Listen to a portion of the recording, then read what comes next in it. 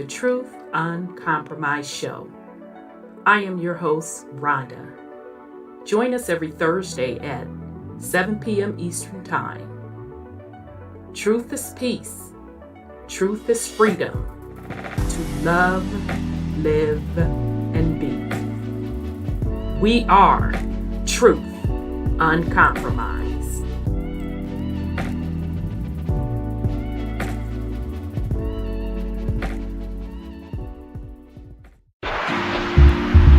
We are in the age of truth, freedom, love, prosperity, abundance, and peace. Welcome to Truth Uncompromised.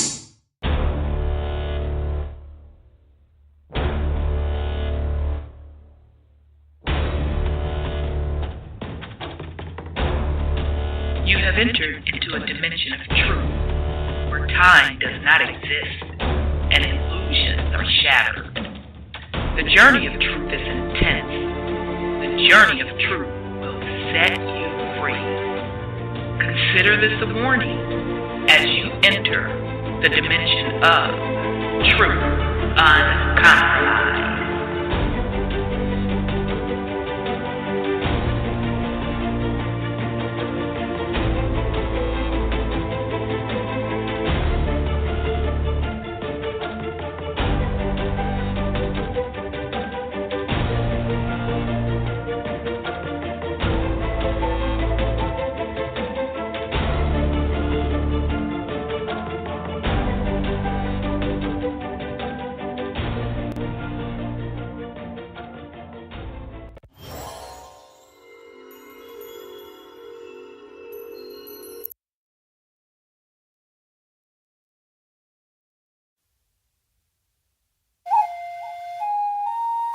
Still unamalgamated. Heartbeat, the sound of the bass drum. Come with your best shot, I'll take one. Rumble in the jungle, I'm a lion. Stand up for your Muslim nation. Hey, for these generations, we the people lost but not forgotten. Tribal rivalry is the problem. One love, the key for what we locked in. Don't call me a doctor, but I will be your medicine man. We're all from the melting pot, so everybody in the crowd is a Native American. Like me, what can't you see? The enemy is a L-I-E. One family tree we are. The truth is like smoking Joe, and so far the bigger they come, the harder they fall. Bring on the giant, I'm ready to brawl. No giving up, flowing in my veins. Like a champion, I feel that I will never surrender. Born with the soul of a warrior, I will remain a contender. Born with the soul of a warrior, I will.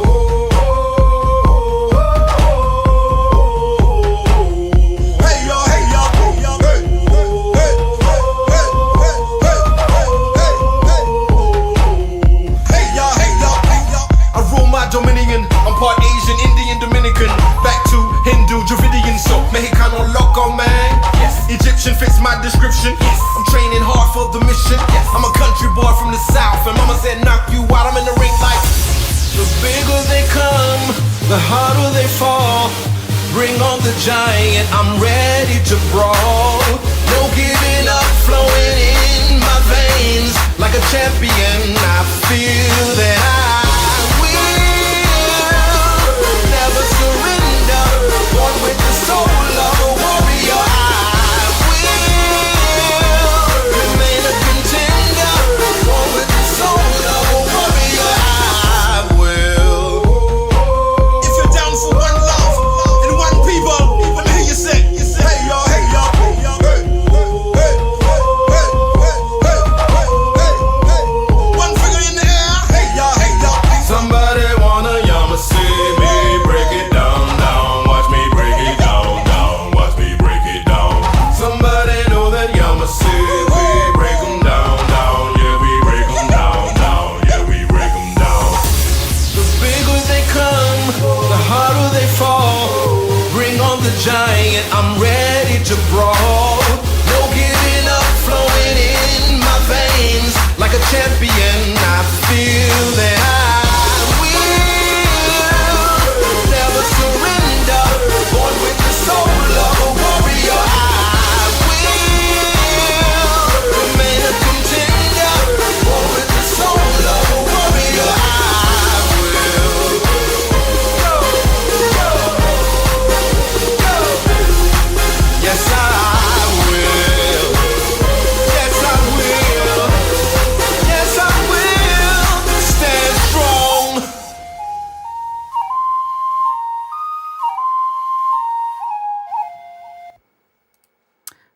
all right, fam. Welcome to the Truth Uncompromised show. I am your host, Rhonda. Hopefully, y'all can hear me. Damn, audio was acting up. Nerves bad. I don't want to stop from saying. Just forget it, then. Hold on. Let me start this recording. Recording in progress. It's been one of them last couple weeks. My nerves is on edge. So, welcome to the Truth Uncompromised show. I'm your host, Rhonda, and tonight is Thursday, November 16th. We have a great show planned for you. We're actually on episode 32 of our series, Universal Language Codes and Symbols. So in case this is your first time joining us, welcome. And I highly encourage you to go back to some of the earlier episodes. The purpose of this particular series was a couple folds. Number one, to introduce the audience, if you were not familiar with metaphysics, basic concepts of metaphysics, and also basic concept of I shouldn't say true spirituality, but foundational. I'll use that word. Foundational spirituality. So as all of our series do, it always morphs into something a lot more. So we started out on the metaphysical side, talking about universal laws, how they operate within the realm. And then we got into the basic spirituality foundations, talking about what the soul really is, what your ego is, how the two intertwine. Okay. And then we kind of took a step back and got on the, although it's soul stuff as well, but kind of got into, as we're all on this journey on what we call Earth, this 3D, we got on the psychology side, based on our different experiences here and how trauma impacts not only our daily lives, but more importantly, how it impacts you, your journey here, and can really, really stifle you getting back to who you truly are at that soul level. So that's when we get into doing shadow work to release those things, to get back to the core you, which is at the soul level.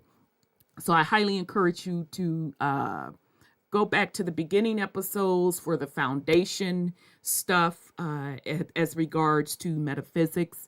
And I want to say may have been episode 30 or 31 where we got into trauma, what it is, how it impacts your life, and gave some suggestions on how you can navigate through that trauma. All right. So with that said, so I'm assuming y'all can hear a sister good. So that's good. So let me send a shout out to the YouTube family chat. So shout out Mr. TD. Shout out my baby Scotty. He's coming on tonight. Shout out to brother Sean. And, much love and respect to both brother Sean and son Scotty. And then I'm also going to put my nephew Nuwa in there, because they have hung in here with me. They know how I am. One false move from the divine masculine, I'll be like, blink, blink, blink, blink, blink. What? And I just be so patient and rolling with it. So shout out to those brothers. And then when we went over the trauma stuff, and I want to say it was episode 30. When we went over the trauma stuff, we really, really had some raw conversations. And if you don't want to listen to us, in our beginning, our auntie moments, our auntie and unc moments, me with the scarf, I'm going to talk my shit. All right. You can fast forward all the way through, I want to say the last hour, maybe the last hour and a half, we got into the trauma aspect. Those brothers really, really stepped up and really had a heart-to-heart conversation from the masculine perspective on how trauma impacts their life. So shout out to those brothers, even my baby nephew Nuwa, because it takes a lot of guts to be vulnerable, to have these discussions, to be on this panel with the quote feminine and have these rough, raw conversations. All right. So that was just one example. But these brothers, it's been rough. I know they're like, this lady crazy as hell. But I think we've learned a lot from each other. And it says a lot about them as men to be able to sit on this panel. And, a lot of stuff I say, I know they be like, well, God damn. But it is what it is. So it's all out of love, fairness, and truth. So that's much respect. And I would wish for everyone that we are fostering those types of relationships with each other. Particularly people that are your friends, your family, your loved ones, because that's what's needed to heal. Anybody that knows me, I don't do fake and phony. I just don't. I cut that shit off at the knees. My nerve systems get bad. And I think that's what's wrong in this 3D experience is everybody is wearing a mask. They're pretending they want to live through these personas and characters. And a lot of times, folks, for the most part, 99% of the time, want you to do the same. Okay. And I ain't got it to give. Okay.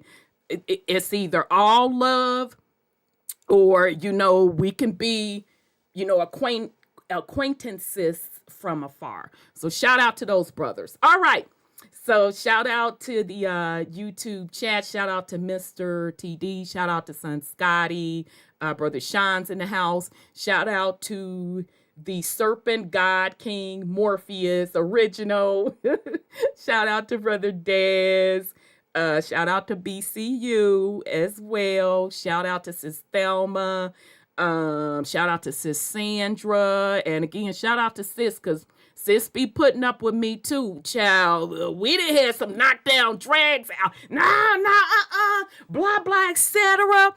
4, 5, 6, and 7. But out of all of that, what I so admire about Sis Sandra, and I respect her and I love her because it was never any animosity. It's like, well, I ain't in agreement with that, and she don't be in agreement with me. But that's what true sisterhood is about. Again, I don't fucking do fake and phony. I cannot do it. So shout out to Sis. Shout out to Queen Ottawa. It was great having you on the panel that day when we were reminiscing, doing old school. I really, really, truly enjoyed that. Shout out to Sis Laura. I think I got everybody. And then shout out to the YouTube family. All right, so let me bring on Sis Sandra. All right, Son Scotty, I thought I saw you in a hopper.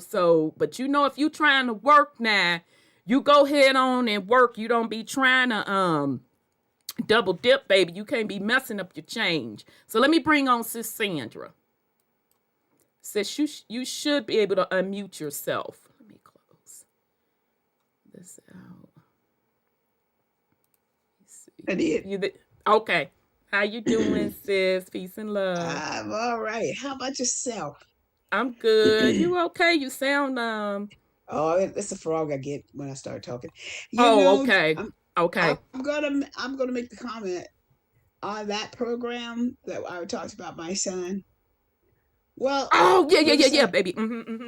Brother Sean sent me some stuff. I looked at it, and I Uh-huh. did not tell my son not one thing, not one thing. And do you know the Wow. universe picked it up, and he sent me a text asking if I knew about this psychiatrist. And Brother Sean probably sent that shit over the ethers. I know it. Blink, That was blink, so good. blink, blink. He know what I'm talking about. I know it. I Blink, said, blink. well, yay. That's what's up, though. I know it. It was That's what's wonderful. up. You don't want to put a person on the spot, right? You don't want to Yeah. bring their faults to them and stuff like that. And I didn't want me to talk to him and Brother Sean to talk to him, and he, people talking about it. And so Right. it was really cool how it went through. It really was. Yeah. It was really. He has him a relationship counselor, and I'm like, okay. I haven't even talked to him about it though. Yeah, I'm so happy. That's good. That's good. That's really, really, really good, sis. So how have you been? It's good hearing your voice. I've been pretty good. Are we gonna talk about what's going on yet? Because I'm really kind of girl. I'm sorry. Go ahead. California. Understand me? California. For you to say Mr. understand me, you pissed, girl. What happened now? Mr. Nuisance cleaned up San Francisco to have Xi Jinping from China visit. Oh, Took all the homeless off the streets, cleaned it up. Girl, you better stop lying, girl. So cleaned it up. So wait a minute now. Shit, it's a scarf moment, y'all. This the aunties talking. So you means to tell me, just let me know if I'm lying up in this process. Cause from my understanding and based on the YouTube videos that I see, the homeless problem was so bad in San Fran that people was literally shitting on the streets. Amen, sister. Okay, because I don't want to lie on nobody. Amen. That's truth.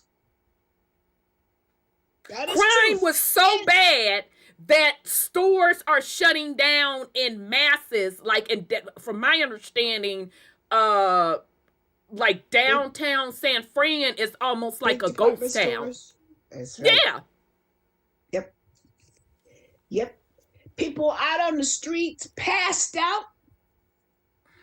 The vending machines giving them drugs.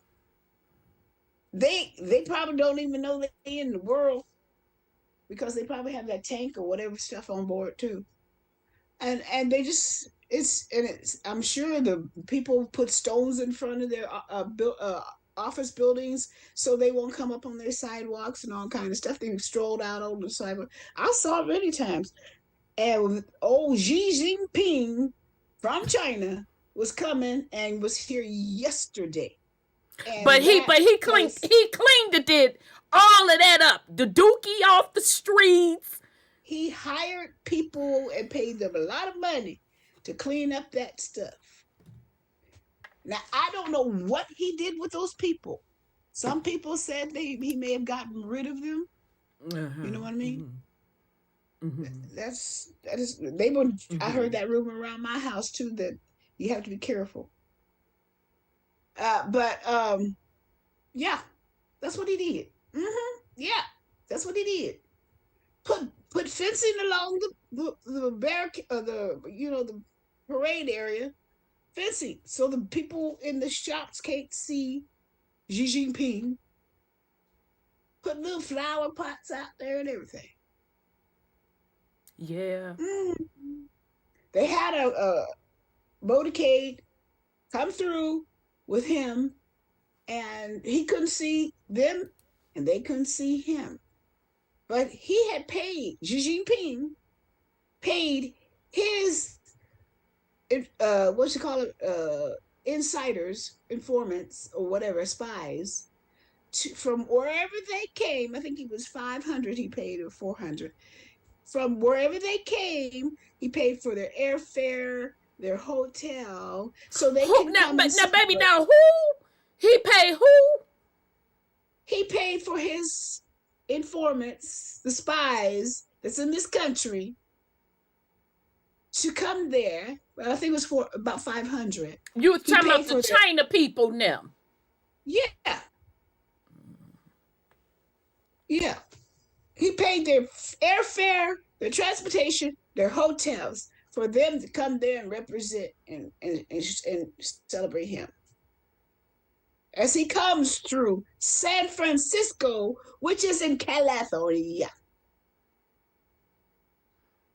Yeah. See, that be to go ahead on with the fuckery that we be talking about. But Californians, I don't sure see they how can. y'all do it. I I think they really really don't bad. see. California used to be such a beautiful state. It's still a beautiful state, as far as the ocean and all of that, and with Downtown me, is cute now. It's really nice. which we'll see how long that lasts. But and it was guess a who showed? beautiful state. I'm Guess sorry. who Go ahead, showed up? sis. Guess Who? who showed up? Who? Biden. Biden. Biden showed up to give the country to Who the China. fuck is Ching? What's the face? Is that China's equivalent to Head leader. president? Okay. Yes. Okay. Over the Communist Party. Yes. Okay. So he came to welcome him, and they had U.S. and China military. They had those two things as one. Oh, what? Well, I can see. Yes. Yeah, if y'all don't know, China and them don't be playing with they little military. That's the only place that I've ever went around the world that I was like, I'm not finna do shit out of order because I do not want to be stuck in this bitch. Well, guess who was carrying They're their real, flag? real strict. Who? Guess who was carrying their flag? Our soldiers. I know you ain't finna say the U.S. people. Yes, ma'am. Was they carrying the United States flag? No. That be that bullshit I be talking about. I know. He had all his people lined with the Chinese flag. And then at the entrance of the place he went into, they had military soldiers, our soldiers, with their flag. And that's supposed to be against the law. But who cares about law with Biden, right? Girl, I can't stand these people. That's why I don't mess with politics like that, because it's really one and the same. But I guess what just be disgusting me to the core of disgustability is just the fact that they get away with the shit because people are so asleep. Just the blatant, asleep. disrespect. I don't think our people are asleep in government. I think they compromised. And because who you think like the? I'm talking about not the government. No, I'm not talking about the government people. I'm talking about like the common people. No, fuck them. The common people are asleep. Fuck them. Because that's the problem. They constantly keep getting over on folks. I'm talking about the populace per se are so sleep. They don't see what they're doing blatantly in front of their face. That's just like, somebody will fool you once, but fool me twice. No, you got me fucked up. Okay, I'm gonna admit I missed the first time, but motherfucker, I guarantee you I ain't gonna miss that shit again. And I'm gonna call your motherfucking ass on the carpet. That's what's sad about this. It's the blatant disrespect. It is a blatant disrespect. They so worried about somebody else's country, they're not paying attention to what they're doing in their own. They going to be out of their own houses thrown on the streets if they don't be careful, because they are bringing people in here to take their place, and they don't Yeah, even know yeah. that's coming. I say it's a reset. Reset. Yep, it And I is. actually, I'm gonna let you get through your go ahead on with the fuckery, but I actually Uh, do have an update. So that's the first one. Shit. yeah, well, old nuisance is trying to run for president, and anybody votes for him, you better look out, because we have that mess here in California, and I understand there's some irregularities in the voting that kept him in power on the recall. These people are really not that into him, but they're going to try to probably substitute him for Biden. I was gonna ask you Uh, that, so you answered my question. I was gonna ask you, do you think, because they know Biden can't win. Plus, of course I he don't can't think win. mentally, whatever the I don't think original he. him definitely is not mentally capable to do it. Not that they really run anything anyway, but he can't even keep up appearances at this point. Listen, And whatever his standing, the shit just ain't working. He's lost all I don't credibility. even believe that. I don't even believe that. I think he'd be play acting. I really think he's play acting. Because if he's as far gone as he is, a crack in the wall, in the floor would scare him. He couldn't even cross a crack. So that's how I know autism works. It's mental all the way down. But when he Do you wants, think old boy got not he dementia, may have, sis? What's the other he one? Not has dementia. something else. Alzheimer's. That's what I was trying to They think of. said he had a couple of aneurysms, and he had surgery on him. Oh. See, so it's not Alzheimer's. I know it ain't I thought Alzheimer's they because have to step down if something like that happens when their health is in decline. Cause ain't that well, why they get physicals and stuff? I thought they that's a have to step he won't down. do it. He won't do it. But I He's thought not they going to the have to. It ain't doctors. about them whether or Listen, not he's gonna do it. I'm sorry, sis. Go ahead. if you're carrying the gun, you don't have to do nothing. And he's holding the guns. He's holding the FBI, the CIA, and all them people on his side. But shame, but again, shame on the general American population for letting that fuck shit ride. Now again, I'm gonna give my disclaimer. I don't give a fuck about none of it, okay? I don't I either. But truly, it's truly just, don't, okay? But I I'm mean, just, for the people that do semi give a fuck about it and that voted for this fuckery. Shame on y'all. yeah, it's a shame. It's really a shame. They don't even know what he did to people in 1990. They don't know his record. I don't even know if they really voted. Is if it was a real deal. Because I saw a little bit of it. It I got saw a a lot of it. crackhead son that's community Mm-hmm. dick, that's willing and dealing on the back end, that's Hey, shipping supposedly and allegedly shipping his girls in. child. But that, I mean, I don't care. He's community dick, so it is what it is. I'm just stating the obvious since they want to sit up and talk about everybody else like 4-5 dogs. I wanted to throw that in there for digs. But supposedly and allegedly doing a lot of business deals by using But his father's name. yeah, Um, Brad. Mm-hmm. Mm-hmm. You're right. And people, and this is why we get into the government who has a power over the man. They need to get some power over their faith and their cojones, as they call them, because they're letting this drag and drag and drag and drag, and he needs to step down.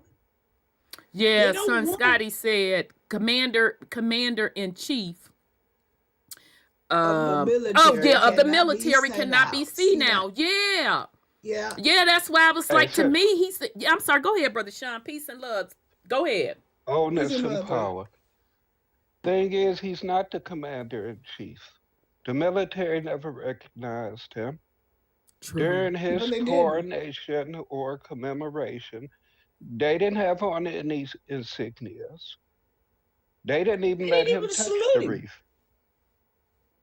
They didn't even salute him. They turned And their it's back been on many him. times, yeah, it's been many times publicly they've turned their back on him, showing that they do not serve him. All this is bullshit. If people I need know. to pay attention to what the fuck going on. Trump been said that he shut this shit down. That was one of his first executive orders, Yeah, allegedly he did. and He did, supposedly. allegedly. Some If little people crazy. got caught up in crimes involving crimes against humanity, uh, crimes against children, you know the sort of crimes I'm talking about, Right, right, right. etc., that all their ends would be confiscated, this, that, or the other, and it was no way out for them. So considering people want to be Oh yeah. dumbasses, you getting what the fuck you You wanted. deserve. Yep, You that's wanted true. the greatest show on earth. The Orange Man was so bad Right. that motherfuckers made public statements about not giving a fuck about what happened to the children. Yep. Long as the Orange Man, Was Mr. out. Grab Was Yep, in they about a sure prison. did. punani, Sure did. long It as was we get getting him him out out the of way. office. We Yep. got It's a 100,000 lesser, children missing now. A Well, hundred don't thousand sis, children. don't go there because that, we. that, I I'm not don't gonna. even. I ain't gonna do it. Yeah, don't even I ain't go gonna do it. there because I've already had issues with trying to keep videos up, which is why I'm getting off this bitch. But nonetheless, I'm sorry. Go ahead. yeah, but the bottom line is, no matter how much of that is made obvious, people are still so brainwashed against the Orange Man that they don't care Hard-hearted. about nothing. People cried about the JJSIX thing. Mm-hmm. Cried. Right. The worst thing to ever.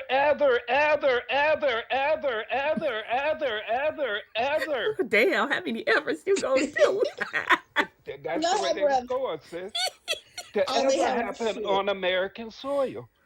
And Right. did Then you nothing turn about it. around, you had a Palestinians go buck wild, spray painting shit, ripping down American flags, this, that, or the other. Then now you just had the pro Israel people attack the Mm-hmm. DNC, this, that, or the other, and they just downplayed all that like ain't nothing happened.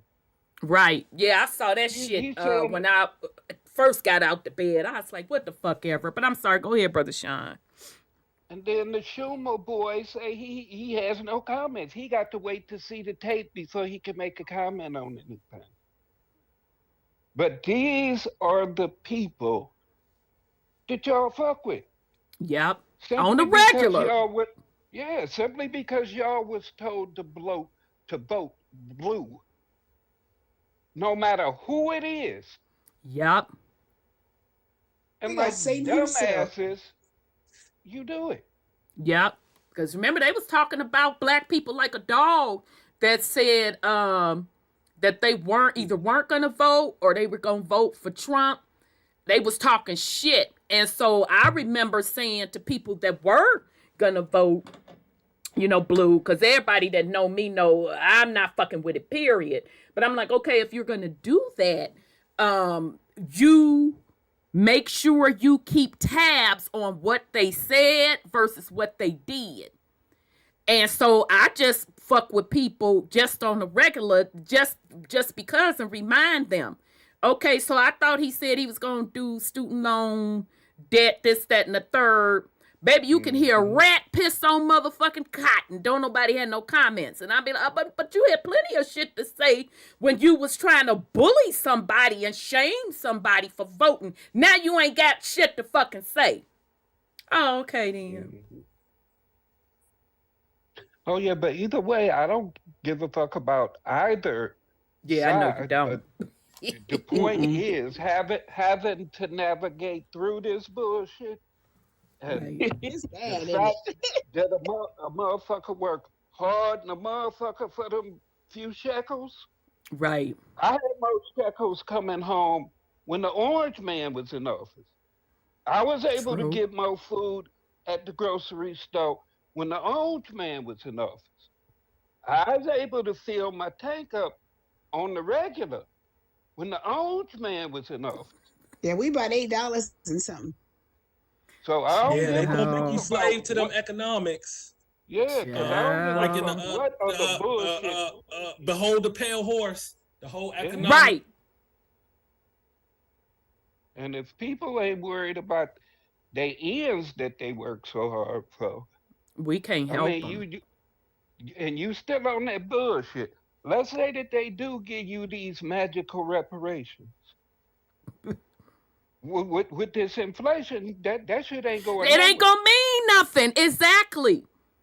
I'm You like, what the can't get fuck are shit y'all with around that. this bitch talking about? Now we have a generation, probably 2 generations at this point, that'll probably never be able to own a motherfucking home. Only 15% of people can. 15%. It's like, get the fuck out of here with that. It's so bad, child. I don't know, Brother Sean, if you saw the local news here did a poll, because it was a big deal election here in Ohio the 7th. I can't remember, y'all. Shit, last week. I think it was last week, because we weren't on the air last week. So the abortion stuff got rolled back. Oh yeah. And then the Mary Jane is now recreational. Okay, so they were like, okay, so now on to the next set of news. Let's talk about the presidential election. Which, I don't give a fuck about. I should have lit one up then, but none of the motherfucking last shit. So I'm like, let me see what they fenced to say. So they said they did a poll, child, statewide, who folks gonna vote for, because they figure because Ohio, the whole abortion thing and the whole weed thing is so liberal, they were like, oh, well, is Ohio gonna go blue?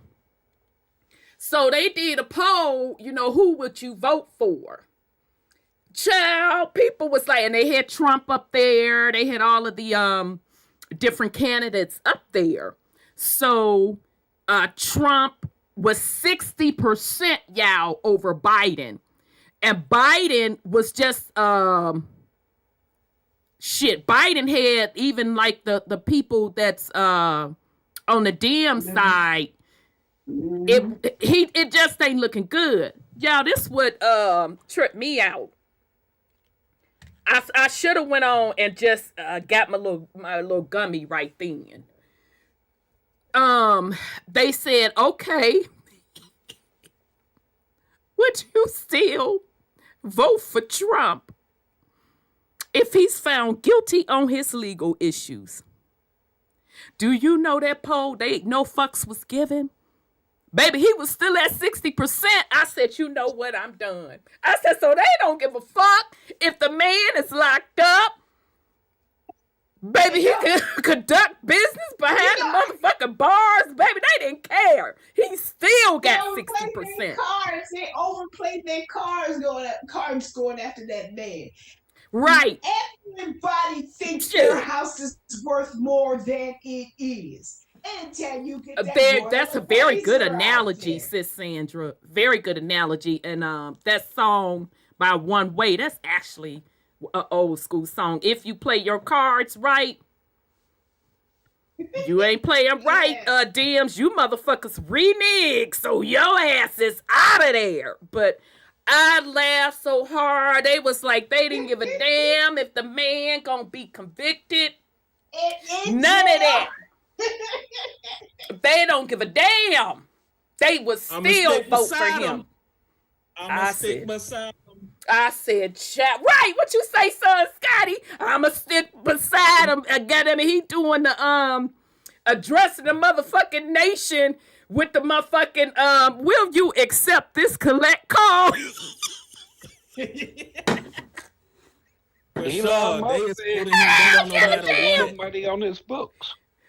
Right. Period. Elon Musk said he'd be the first to put some money on. I ain't Trump's gonna books. lie. I would put some money on his motherfucking books too. I ain't even finna sit here and lie. Just on general Listen, purposes. Just And I to would get send him a out of note this now. mess we in. I would send him a note. Now, I don't give a fuck about none of this shit. I'm just putting you on the book so you can get you some noodles, this, that, and the third, just motherfucking because. Because All the rappers, fucking everybody gonna be putting money on his book. Fucking Right. Lil Wayne, everybody. Shit. So that's That nigga bad. Trump. it is That's bad. that's It is that's bad. That's And- bad because and they then- just knew it was going. They just knew Ohio was gonna flip to blue, and they was like, "No, just because we want to smoke weed and shit." And yeah, I went too far on the abortion stuff. Don't get that fucking twisted. We still about that life. So You know, it was interesting. It's really, really the thing interesting. the thing is, the man sat up last night and gave the country to China. They had business people paying $40,000 a head to get in there to see that man. I said, And you "Oh, know the you business people, it's all about money." getting next to the people that make the decisions or that's in his ear to help make decisions for business. Yeah, That's they don't what care that's nothing about. else. They don't care about nothing else. They gonna be standing on a piece of land in the middle of the ocean with no servants, but they got them ends before they got out there, I think. So they had Apple there, they had Microsoft, they had what's the card?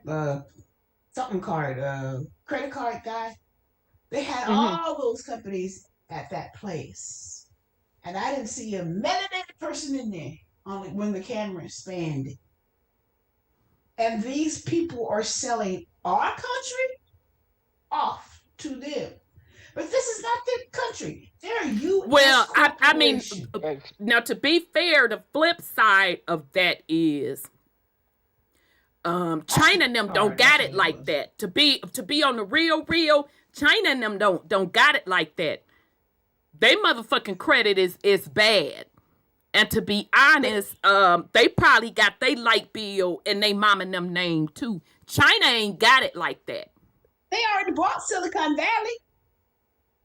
Because remember years ago I told you about they were there and they came in bus loads with cash to buy houses in Silicon Valley? You mean the houses? Yeah, Yes. yeah. Okay, I thought from a real estate perspective. Yeah. Yeah, They I agree. Yes, sir. property. Yes, sir. Ain't no fraudulent paper gonna hold up. True. And I don't care about none of that paperwork. It's not gonna stand up to mama's frequency. Right. That's No, what it's not. motherfuckers No, it's not. need to be worried about. Right. I mean, them telling you that they own some shit that they couldn't possibly own, and you believe in it. That's true. I mean, for real, Right. for real. That's what they banking on. Like they can say anything. Like let's see if these niggas gonna believe it, and that's what's Right. making it work. Your belief in it. Well, That's the problem true. is, For real, they- the ancestors knew that we didn't own no damn land. Absolutely. You can't own mama. Absolutely. It's the You're we're the supposed to be caretakers. protecting her. Yep. That's it. You don't Yep. own Agreed. shit. And to be a dumbass and let somebody else come along and say that they own some shit. Come on, I mean, why That's true. Just look at a motherfucker like he's stupid. Like really? Right. Right. We know No, better no. than That's a great Nature should- point. I'm sorry, go ahead. I didn't mean to Nature cut you off. Nature is showing these motherfuckers all day, every place they go. You seeing new videos all the time, motherfuckers getting ate up by bears, mountain lions, sharks, killer whales attacking motherfuckers. I mean, Yachts. Yeah. Taking them yachts everything down. in Yep. nature is rebelling. Yep. It's That's showing true. motherfuckers you That's don't true. belong no motherfucking where. Yep. Every That's place true. that you thought that you was gonna have motherfucking fun at, every place that you went and took advantage of motherfuckers and got to digging into mama and stealing shit Yep. and fucking with shit that you ain't had no business fucking with, your ass paying for that shit. Yep. That's true. And That's you true, ain't that's true. leaving here with a motherfucking thing. Yep. Nothing. So, I Yep. mean, they can keep digging in their ass if they want to. I mean, mama already showing these some bitches who in charge. Right. You just need to get your shit together or mama gonna continue kicking your motherfucking ass too. That's correct. I mean, and that's the right of the planet. I done told y'all before. If she say, bitch, I'm sick of you and your scarf and your foolishness, you up. Okay, I understand. Well, can I put one? You not finna put shit up in the air. None of that for no last time. None of that. Get the hell out. Okay, oh well, I mean, it's been real, y'all. It is what it is. So, no, you're right. You're absolutely right. Child. All right, child. So, I'll wait to get on my stuff because I know that's gonna lead to another conversation. So, sis, is it okay for me to go to son Scotty to see if he has any go ahead on with the fuckery? Yeah, I was. Yeah, I'm done. I'm done with that topic. I guess because I'm so angry at these people who supposed to take care of the government, but they can't if their hands are dirty. Because Well, if you don't remember, I'm sorry. Mhm. Go ahead. I didn't mean to cut you off. if Sis. you don't have clean hands, you can't tell anybody anything about how they live. Right. Right. And I was just gonna add, and I really only cover politics on here out of respect to keep up with current events. But at the end of the day, I would hope that the listeners understand that it's all Smoke and a mirrors. facade. Yeah, it's smoke and mirrors. It's all smoke and mirrors because it's really just one worldwide empire, and these people that they claim are working on your benefit are not. The only exception No. that I give a little bit to is at the local level, but definitely not at the federal level for sure. Okay, because Yeah, they they got take their hands in the oaths. pot.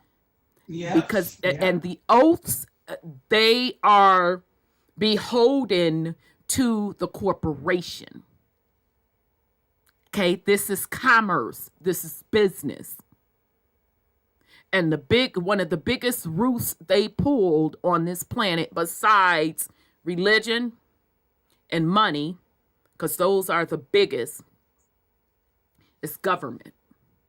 Okay, governing making by you consent. think that Yeah. you need them, making you think that they are working on your behalf. Because government was always set up as a corporation for the purpose to do commerce. Okay? So they condition people that government is on behalf of the people, because if folks understood that it is really about commerce and commerce on the behalf of an empire through this corporation they're calling the government, Yeah. they would overthrow that shit before I They even get off this air. or the ink dry on the paper. Okay. Yeah. So I never You're want right. us to lose sight of that. It is a corporation that is beholden to the worldwide empire. And the worldwide empire is family bloodline. Okay? This is strictly about commerce. All right? On the physical. On the spiritual side, it is strictly about controlling the frequency of the realm for the purpose of energy. Okay, so controlling the simulation experience. All right, so with that said, son Scotty, you have any go ahead on with the fuckery? No, I don't have no go ahead with the fuckery right now. Okay, all right, brother Sean. Now we can get into the lesson, sis. Okay, all right. Hold on, y'all. I'm trying to make sure I'm paranoid. Allergies acting up, trying to make sure I ain't have no boogers showing. What? I'm paranoid. Shoot, because y'all know my... Show them you raw, sis. Show them you. No, hell You no. raw. You don't get no fuck, sis. No, that's that's not not... to drop Hell, down, that's what it do. hell no. That's Shit. natural. No, no, I don't want to see no booger hanging out anybody else's nose. Shit, I know they don't want to see that shit. So, I'm sorry. Go ahead, Sis Sandra. Did you see how our young people are knocking people out, white folks out? I don't know nothing about Ohio? that. I just keep seeing a whole bunch of videos with brothers knocking out sisters. And I'm tired of puss ass niggas. See, and then when somebody put some lead in their ass, then they up in the wrong. Yeah, I mean, look at this stuff. They jumping on white girls, they jumping on melanated girls, they jumping on everybody. I'm like, have they lost their mind? So, yeah. They're just walking up there. An older lady passed this one guy. He was coming towards her. She was going, on the side where her head is. And he turned around when she passed and hit her back in the head. And she fell out. I said,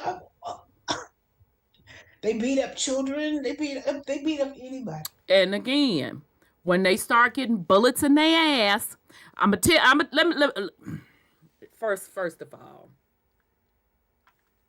let me clear my motherfucking throat. Let me tell you something, you whores, and you puss ass niggas with your demon ass children. I'm gonna tell you something now.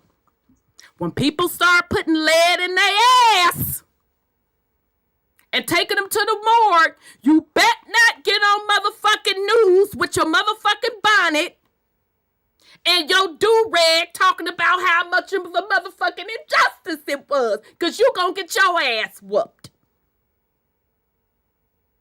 Go on and get your demon ass children now, because ain't nobody got it to give for you to be fucking terrorizing folks that's trying to mind their motherfucking business. So consider that a warning. You better get your fucking demon seeds. Yeah, it is. You let these little fuckers run around and do whatever. And let me tell you something, you whores. I don't want to hear he's so out of control. Bitch, that's your fault. Because he didn't just wake up out the motherfucking bed and get out of control.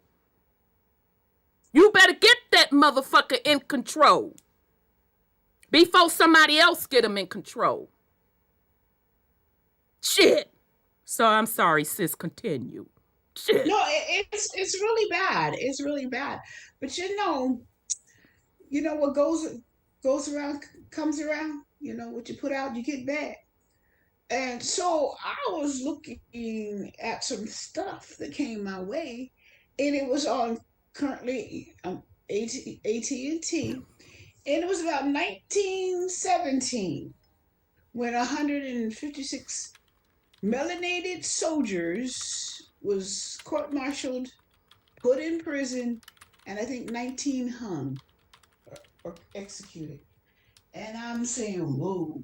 So when you look at this aura that we have now going on, then you can look at Rosewood, and you can look at Tulsa, the Black Wall Street, and all this kind of stuff, and all the things that was put out there.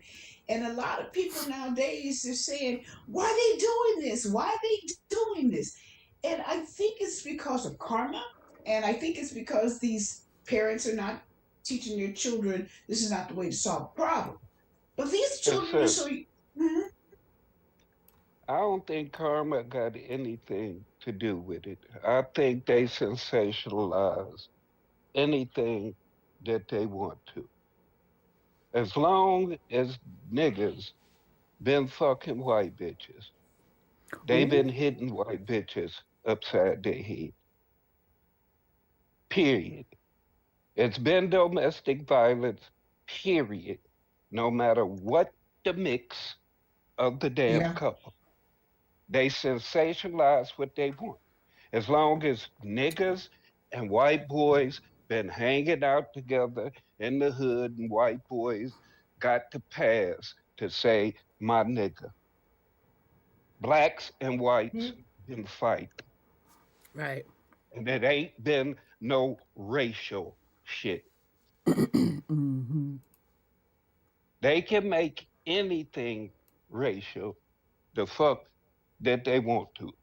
True. Sometimes motherfuckers just get knocked the fuck out because you're in the wrong place at the wrong goddamn time. That's a good point. Or you running off at your goddamn mouth. Right. Motherfuckers gonna rob whoever around. You're doing a lot of that. Right. Usually, there's another nigga that's around when this nigga go out to rob. He ain't robbed you because you was black. He robbed you because you happened to be the nigga right there to hit a couple dollars. Right. So whoever is around when whoever doing they stick up thing, that's who the fuck they gonna rob. Yeah.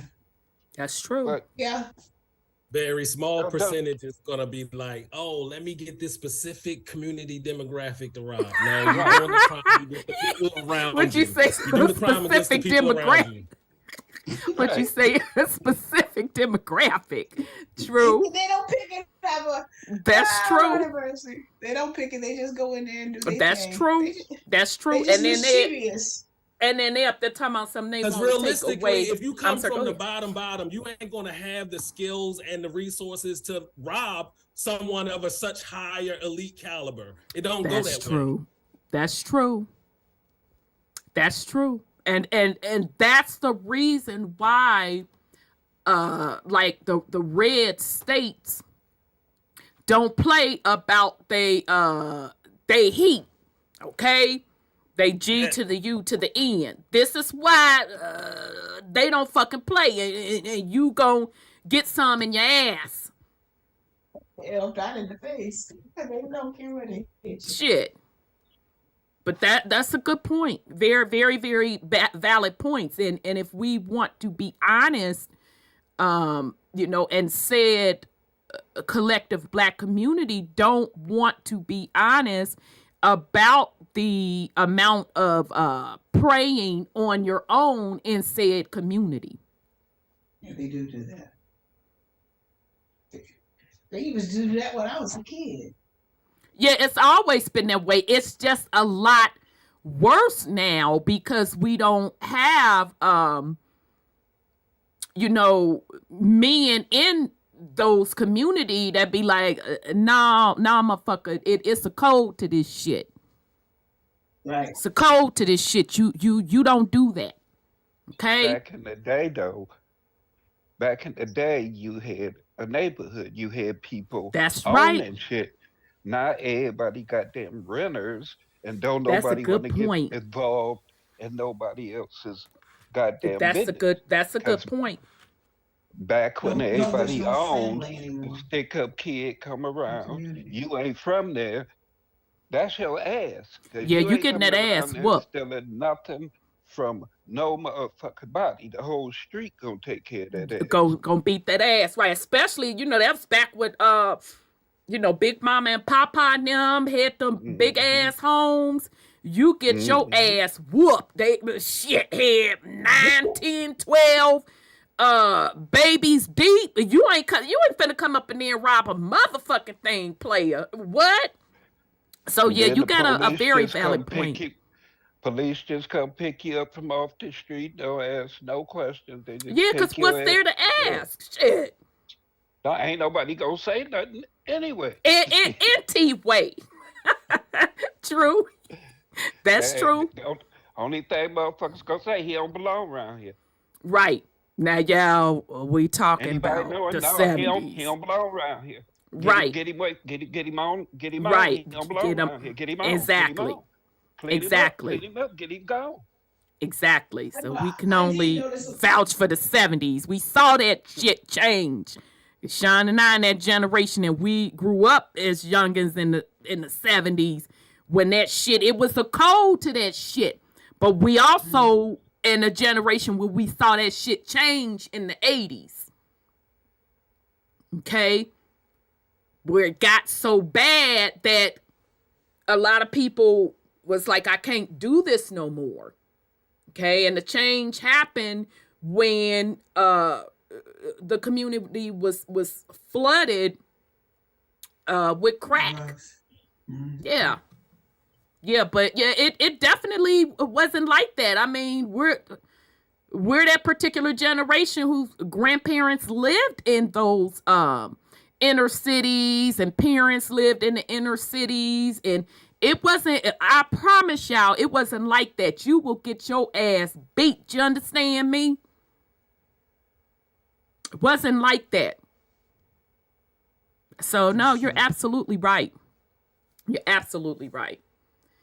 And like Brother Sean said I'm earlier, sorry, go ahead. the sensationalism, part of it is our own personal responsibility to our community and families and cultures and stuff. But then also we got to keep up with what's acting on us, because when y'all was growing up, y'all didn't have social media sensationalizing all of the degenerate shit in your community. So like, y'all voices, I mean, y'all may have seen the change, but y'all saw it before the change, where the voices of the community was more strong than you ain't going to like fucking Instagram scrolling. You ain't going on YouTube. Like, you don't have this strong influence of the media on you.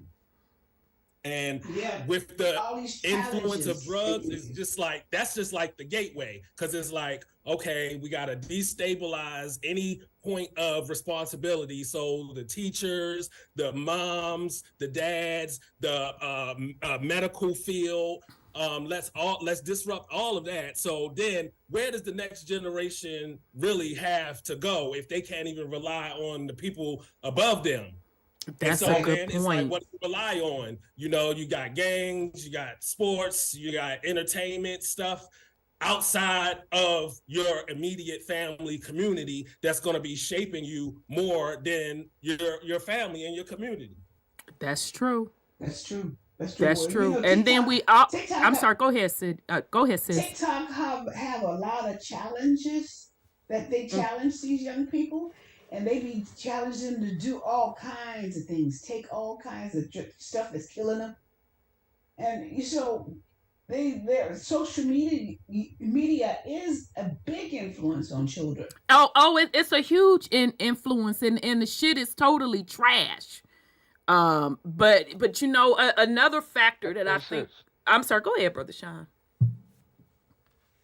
How people gonna blame it on social media when people give their children the devices? Now, you know we old school. Exactly. Because you ain't got to have none of that goddamn no phone, no motherfucking computer. Bitch, we grew up in the air. Don't fuck with me, because I'll take the hinges off this motherfucking door. Don't play with me. Take every phone out this goddamn house. You grounded. You ain't gonna be laying around talking on this goddamn phone. What if an emergency? Goddamn it, you better clank the fuck up out of here. If something catch on fire. That's the generation we grew up with. Baby, they snatched put TVs in the motherfucking car. Bitch, they didn't play. And if that bitch was too big, that's okay.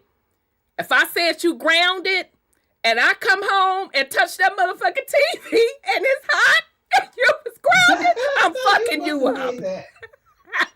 Hey, sis. That's my brothers and them. Yes, sir. They would get so mad at you if you got caught with the TV on. They cut cords. They get so mad they cut motherfucking TV cords. Like, you ain't gonna plug this bitch back in. They was real. Now you know that's real. That's real, man. I've had a couple of my friends' parents did that, but you know, military police. That's what my brothers and I nicknamed my mom, because that's her initials, and she know we call her that. MP, baby, she ain't finna cut a motherfucking thing, because that means a repair for her. She just gonna touch that TV. If that bitch hot, I'm fucking you up. And that's additional days you on punishment. Shit, ain't none of that no obligation. Designer this and that. They didn't give a fuck back. Old school don't give a fuck. You understand me? And you sit down and talk to some of like the old school parents. And like, because even in my generation, then got, you know, some then got bougie the way they raise their children. Now, don't get me wrong. I think you should blend the two. Okay, to balance it. But baby, they old school ain't trying to hear that. Hey, Such and so is cutting up in school. And they won't stay off their phone. And they're sexting. Bitch, who buying it? Who buying they shit? Well, they need a phone. Who the fuck say they need a phone? Did you have a motherfucking cell phone when you was going? Well, they need. That's your motherfucking fault. Back in the day, you ain't want your parents getting called up to the school. Child, that was your ass. That was you embarrassing. Getting your ass kicked in school. I am a witness. Get your pants pulled down, your ass whooped, the teacher standing there laughing. All the kids scared to laugh. They scared to laugh because they know it could be them any fucking day. Yep. But looking at it like outside of like a punishment or a discipline thing, like, you know, removing technology or whatever to punish the child that's acting up. What about just the technology that's acting on them in general? Like, so not that the kid acted up and you got to take the technology away, but that we have no oversight to the technology raising our children. So say, for instance, a child that she don't know nothing about her period or having sex or boys or nothing. She ain't had no health classes or nothing like that. So she go to the internet. Social media teaching her how to suck dick and do all this. But that is that's her mom's responsibility. Because I did not learn about the birds and the bees through school. I learned those things from my mother. And she didn't wait for me. God damn it, she gonna hear about this shit. Well, in my defense, I have admitted, you know, the things that she taught me. I give her accolades. But my point being, that's a parent's responsibility. Supposed to be, okay? yeah. She didn't wait till I was, 12 and started developing and that starts when you're young. You have to teach your children these things. That's the parent's responsibility. And especially now, it is vitally important that parents teach their children these things, okay? Because it's a lot more shit. It's a lot more shit out there than when Sean and I grew up. So you better be teaching and you better not be sugarcoating that shit. You better be telling them, oh, okay, oral sex is sex. Anal sex is sex. You better be having them raw conversations with them. That's the parents' fucking responsibility. And I don't understand how the parents want to play all innocent with their babies. They don't want to keep that shit raw and have those conversations with them throughout their childhood and as they're hitting those preteens, teaching them about their body, teaching them to respect themselves, and then you think you finna get a different result? This shit is 100 times worse than when Sean and I grew up. The shit that I be hearing, I'm like, what? What the fuck y'all around here talking about? So it's still a parent's responsibility. I'm sorry, go ahead on, son, Scotty. Oh no, I totally agree with, the parents' responsibility, the adults, whoever is supposed to be the, mature person that's going to pass down the wisdom. But even so, with all of that, you can still have the parents that tell you to do this and do that. My point is just that we have consented to so much technology raising our children that even when we do think we covered all the bases, sometimes shit slips through just because technology is so invasive in our lives. Like, and like we saying, the kids growing up, they tablet babies. They know how to do all this shit before they even know how to put the words together. And we see that as just like, oh, it's just a harmless thing. But these little harmless things where we let technology take the place of the parent, of the education, of the wisdom, it adds up over time. So yeah, that was just I'm sorry, go ahead. No, I was gonna say I had just watched this movie with it's called The Creator. I was gonna go to the show, and then I got tired. I'm like, I'm waiting for that bitch to come on streaming. How was it? It's pretty good. It's pretty good. So is the basic plot is that there's AI and these robots, and they look very human. You can even sell your likeness to the AI so that they can have a human face. And then you got these robots that look like robots, whatever. And then you have humans and stuff like that. And so anyway, there was like a bomb set off by AI supposedly that started this like war. So AI became like illegal in America. You got like two nations. You got America, and the other nation is named New Asia.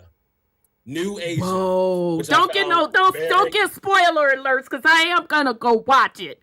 But okay, go ahead. Yeah, no, I'm not gonna get no spoiler alerts. Just the general idea that so in America, AI is illegal. The police, the military, they track you down. You can't use it. They're not in the military.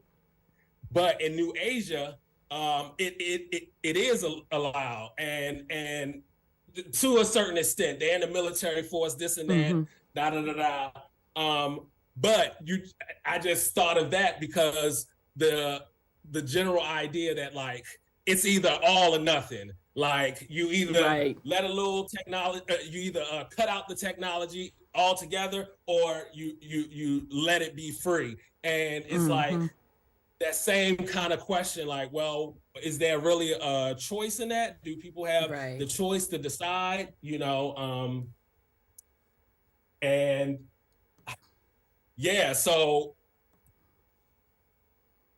that was just my thing. Technology being so invasive that, yes, parents and adults and all that, should be very aware, but they need to know that like it's a different age. Unplugging the TV and taking away the phone, like these kids, like I totally get what you're saying. That's not the reality of it, but being engaged with your children also. And I know, I don't have any children. I'm just an auntie. I know parents some parents, and I'll even go with most, are doing the best that they can. But if you're not engaged with your children, I would think that they're susceptible to that. And let's say even if you are engaged with your children and you invest in your children and they still get out there and bump their head, at least you've done your part. Exactly. Okay? But come on now, let's keep it real. Are most parents really doing that, or are they letting their children use those things as a pacifier? Because they on the internet, they motherfucking self on nasty ass OnlyFans shit. Don't motherfucking play with me now. They on OnlyFans in motherfucking people's DMs, meeting people, hooking up, fucking. So come on now, let's don't fucking play. So you can't tell your child to do one thing when you doing the other. Mm-hmm. So it needs to be honesty all around. I'm sorry, go ahead, Brother Sean. It's just the fact that we accepted this to begin with. The fact that we let things get to this point. Yeah. We were warned in movies back in the day, black and white movies. Twilight Zone episode. Yeah, you know that's my shit. That's a bomb. Yeah. And we don't realize that we live in the nation where the television, Nazi TV programming, music, all that. This is the place where they did enacted that experiment the most. Absolutely. The fucking most. So when we talking about, like Brother Sean said, when the TVs and the movies been telling us, yeah, we know the disclosure, and that's way after the motherfucking fact. And you looking at it like, damn, this seemed kind of familiar. I feel like, but in their defense, though, Twilight Zone, that shit started in the 50s. That wasn't even a thing when Sean and I was born. We just was watching the reruns, and I guarantee you, anything that's going on today, besides the highly sexualization stuff, you could go right the fuck to the Twilight Zone. Because as a matter of fact, most sci-fi copied off the Twilight Zone. Most. So they've been putting out a warning for 100 fucking years. Twilight Zone got artificial intelligence in there. They got robot. Matter of fact, son Scotty, they got a motherfucking robot. A couple of robot episodes. Twilight, it ain't nothing that's not going on today besides the sexual stuff. But Twilight Zone and already broke that shit down. All the fucking Orson Welles shit. Right. 1984. Right. So it's been out there. But like Brother Sean said, it's just what folks accepted. And it became the reality. Mm-hmm. Because if the rule is, if the collective doesn't accept it, it doesn't happen. But if the collective accept it, it happens. It's just that simple. The breakdown of the family. People got too caught up in everything but the family and the well-being of the children. Agreed. At one point, the children were looked upon as the crown jewels. They were the future. They were being prepared, I believe, for their position in life. It wasn't just expecting them to do this, that, or the other. A mother taught her daughter what to do around the house, how to cook from scratch, how to heal, how to nurture. The father took the son out there. You had to get out. We had to get out there, mow the grass. And I ain't talking about with no powered lawnmowers He had to push either. that thing. Woo, Yeah, that you had to cutting push that blade thing. Woo.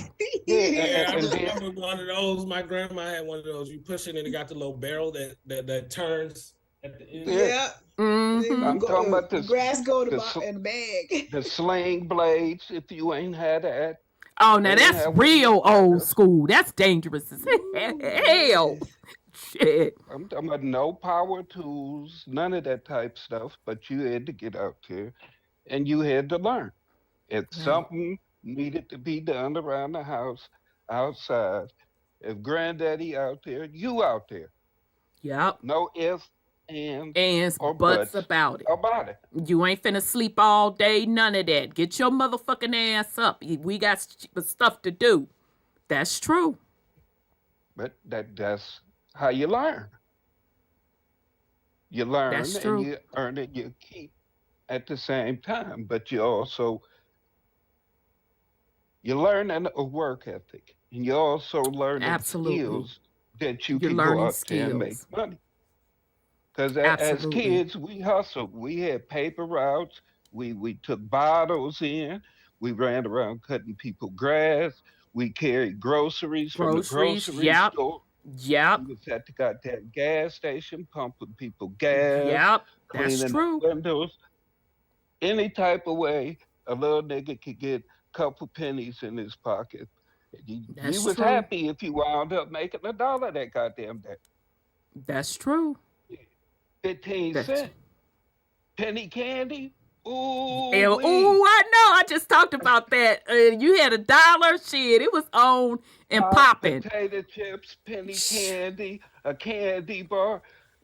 Oh my goodness. And you was in still heaven. had leftover. You still had Right. leftover. Remember the penny candy used to come in that brown paper bag, and you Mhm. come around the block with that, and then I would get the pickles too, because I get the pickles with the candy cane. It's ghetto as fuck, y'all, but them pickles be on point. I don't give a fuck. I don't give a damn. I love my pickles. But anyhow, but yeah, But you I actually totally felt agree. good about yourself because you were doing something. You were being productive. Absolutely. But Absolutely. we don't instill that in the children anymore. We don't reward them. Children get allowances nowadays and don't have to For do doing shit. shit, but sitting on their ass, they smelly ass at that, funking up the house and eating up motherfucking snacks. That would have never went on in military police's establishment. I'm finna tell you that now. You got an allowance doing what you were supposed to do and getting good grades in school. Yep. But I Yep. digress. It's interesting. I'm not a South Park fan, but I saw something. Damn it. What's their latest one? I looked at it. They're doing a series, and now I am going to follow them because they're doing a series on a multiverse, so multiple universes. So that's what made me watch this particular episode. And let me look up the episode. Baby, when I tell you I holler, because South Park is known for offending people. Them little badass white children, they be having me rolling, though. They do be funny. But I just don't watch it like that. I'll catch it every now and then. But they have a new series, Pandaverse. That's what it's called, Pandaverse. And baby, let me tell you one thing. The first episode out the gate, because I watched it because they were going to be talking about parallel universes. I said, okay, I want to see, how it's going to jump off. Child, why the first motherfucking episode, y'all, was literally, I'm not lying on Pandaverse, South Park, them people, was about people don't know how to do shit no more. Y'all gotta watch it. I was out.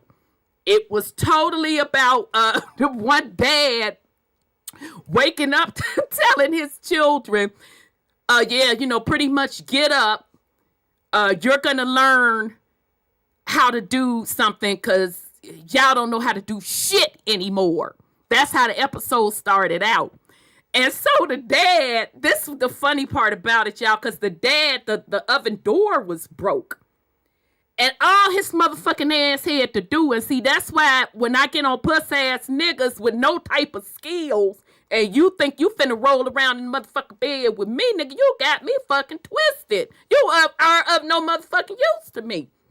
But nonetheless, his ass couldn't even put the hinge on back on the oven door. So he was trying to tell the children on how to call a handyman. So, child, the crust of it was all of these professional people that had went to college to get all of these useless ass degrees, and they didn't know how to do shit. Literally, that's what the episode was about. And they had a lot of other storylines about everybody being politically correct, and they were showing how these characters was jumping different timelines and stuff. But the part about people not knowing how to do shit, so it was like the handyman, the little of them that were left, they were the ones that were like the rich people. And so what was happening was, because none of the men knew how to work with their hands, didn't know how to build anything, that it was more of them now. So the handyman could pretty much set their price to fix simple shit. And so the dad, when his original handyman told him, well, look, I get back to you on this. I got another job to do. All he really had to do was come on now. The oven door is like, the hinge is broke. All he had to do, he had a motherfucking tool kit, was put the screw, whatever it is, I don't know if it was a screw or a hinge, put the bitch back on there. It's a 5-minute job, and keep it pushing. Okay? But it's sad, the point of the episode, the dad fucking couldn't do it. He had to call a handyman, and the handyman was like, look, I got another lucrative job that came in, so this just gonna have to wait. So the poor wife throughout this whole episode will be walking past, honey, the oven, I'm working on it, such and so. It was really, really, really hilarious. And so the dad was like, I know what I can do. I'll go by Home Depot and get, one of the men that stand out there and get them to somebody to fix this hinge.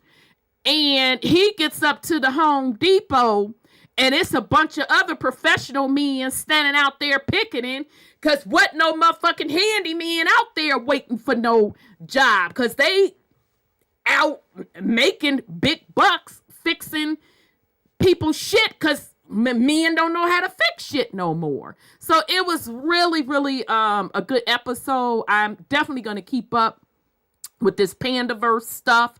But that's the point.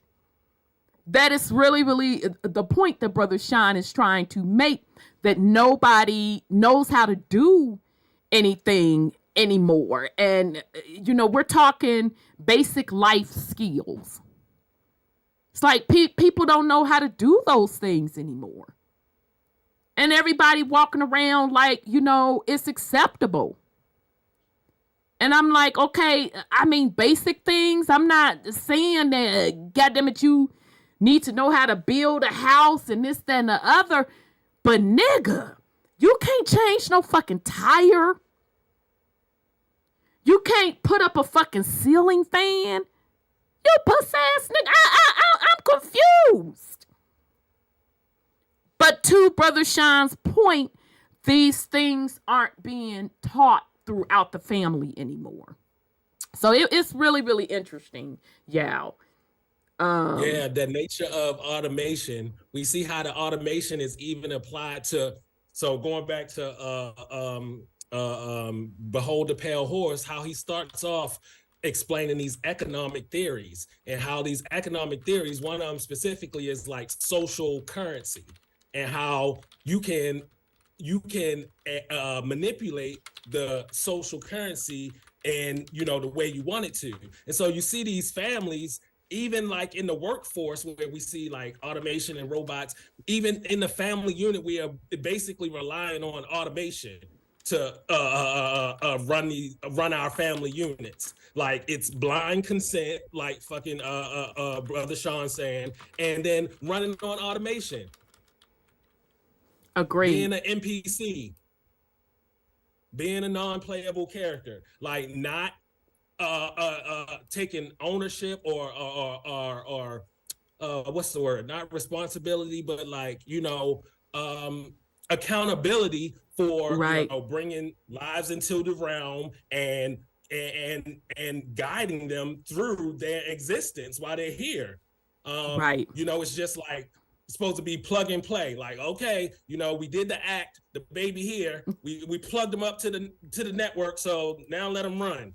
Right. Very, very good. Hey. Yes, sir.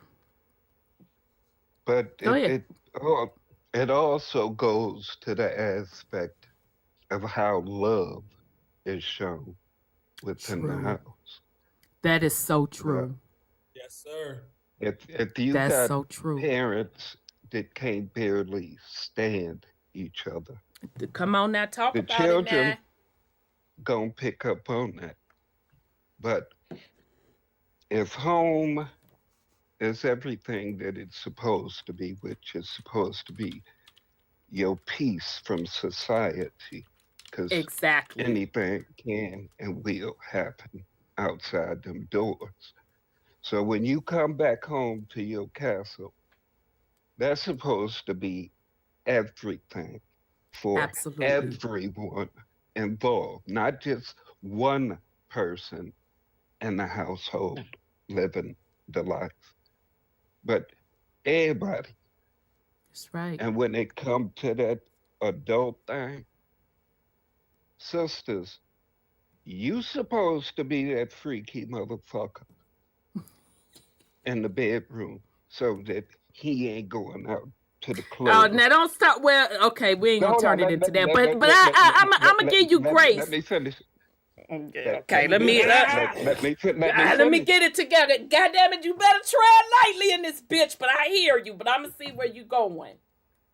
Brothers, you can't be scruffy all the goddamn time. Yeah, don't nobody want to fuck you. But go ahead. You got to be on your sexy too. Right. You got to put in that work during the day. It ain't just about jumping up and down on her. Foreplay take place all it's mental day. Exactly. And it take place all day. Absolutely. Y'all got to put that work into each other. So it ain't about either one of y'all stepping out the door to get something from somebody else. I 1000% agree. And I agree.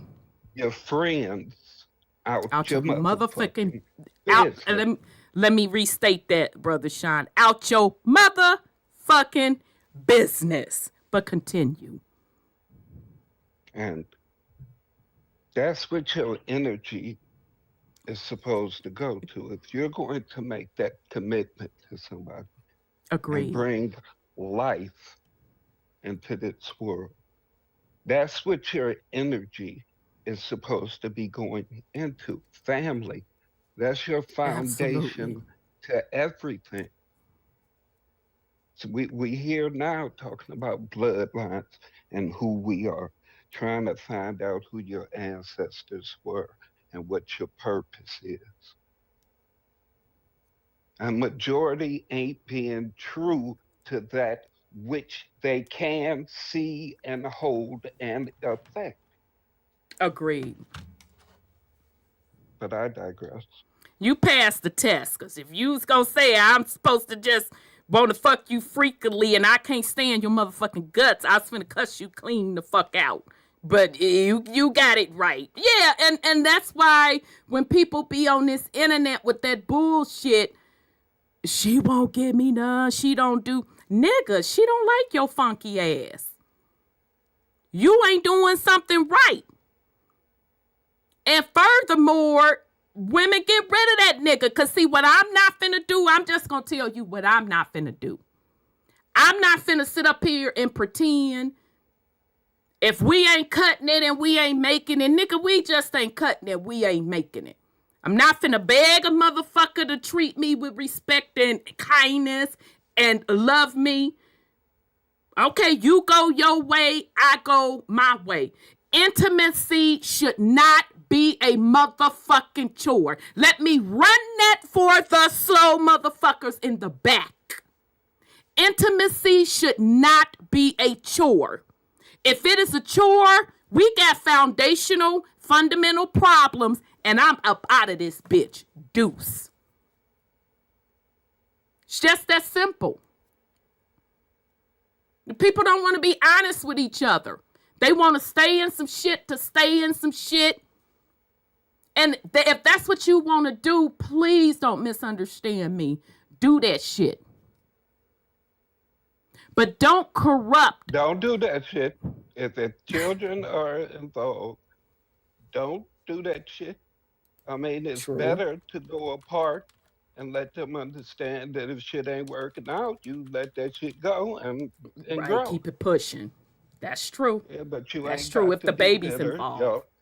Yeah, That's you ain't true. got to be bitter. Y'all ain't got to become Mm-mm. enemies. You do No, it what's just best didn't work. for them No, babies. I agree. You're right. I stand corrected. No, you're absolutely right. You're right, but you know people gonna do what they gonna do. My point was gonna be that don't corrupt the next generation because your shit is fucked up. I mean, seriously. I'm tired of motherfucking old heads talking about somebody then, did this, she won't do that, she won't do this, motherfucker, so whose fault is that? And you made a choice. And you still making a choice.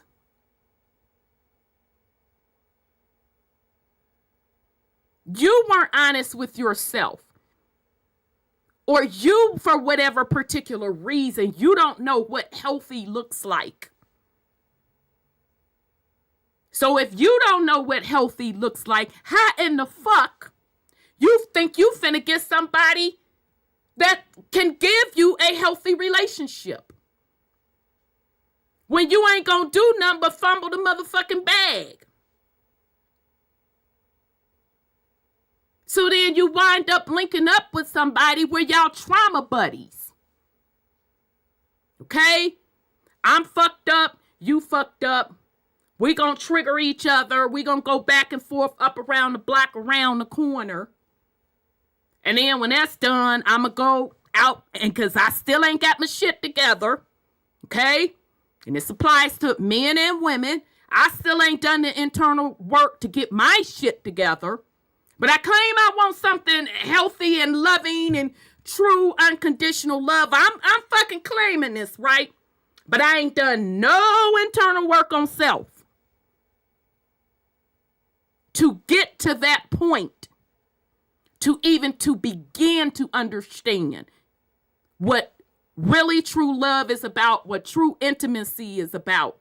But you expect somebody that has that to magically come into your toxic motherfucking life and take your toxic bullshit. Oh, you think that's gonna work out for you? Okay, I'll wait. Because I guarantee you it's not gonna work out that way.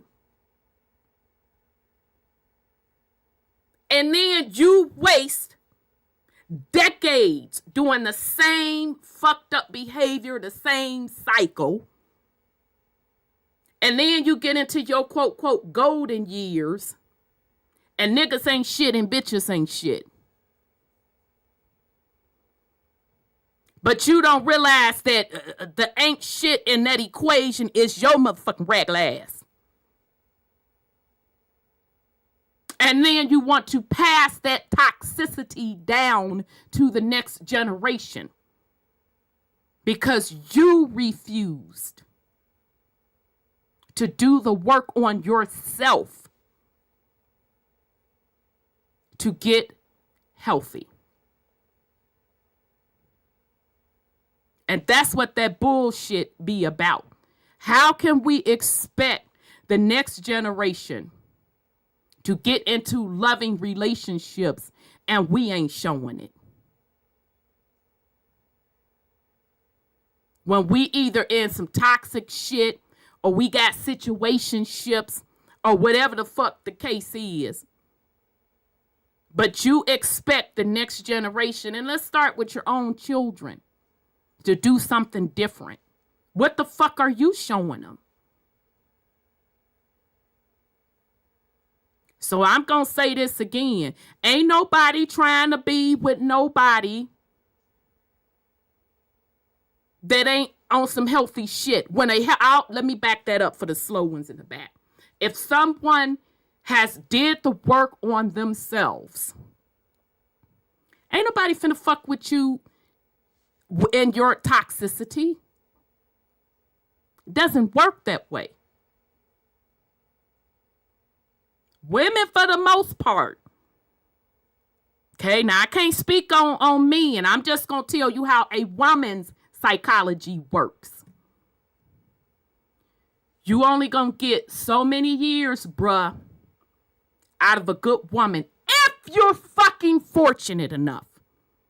You're only gonna get so many good years, and consider yourself fortunate if you get so many years out of a good woman if you fucked up and toxic.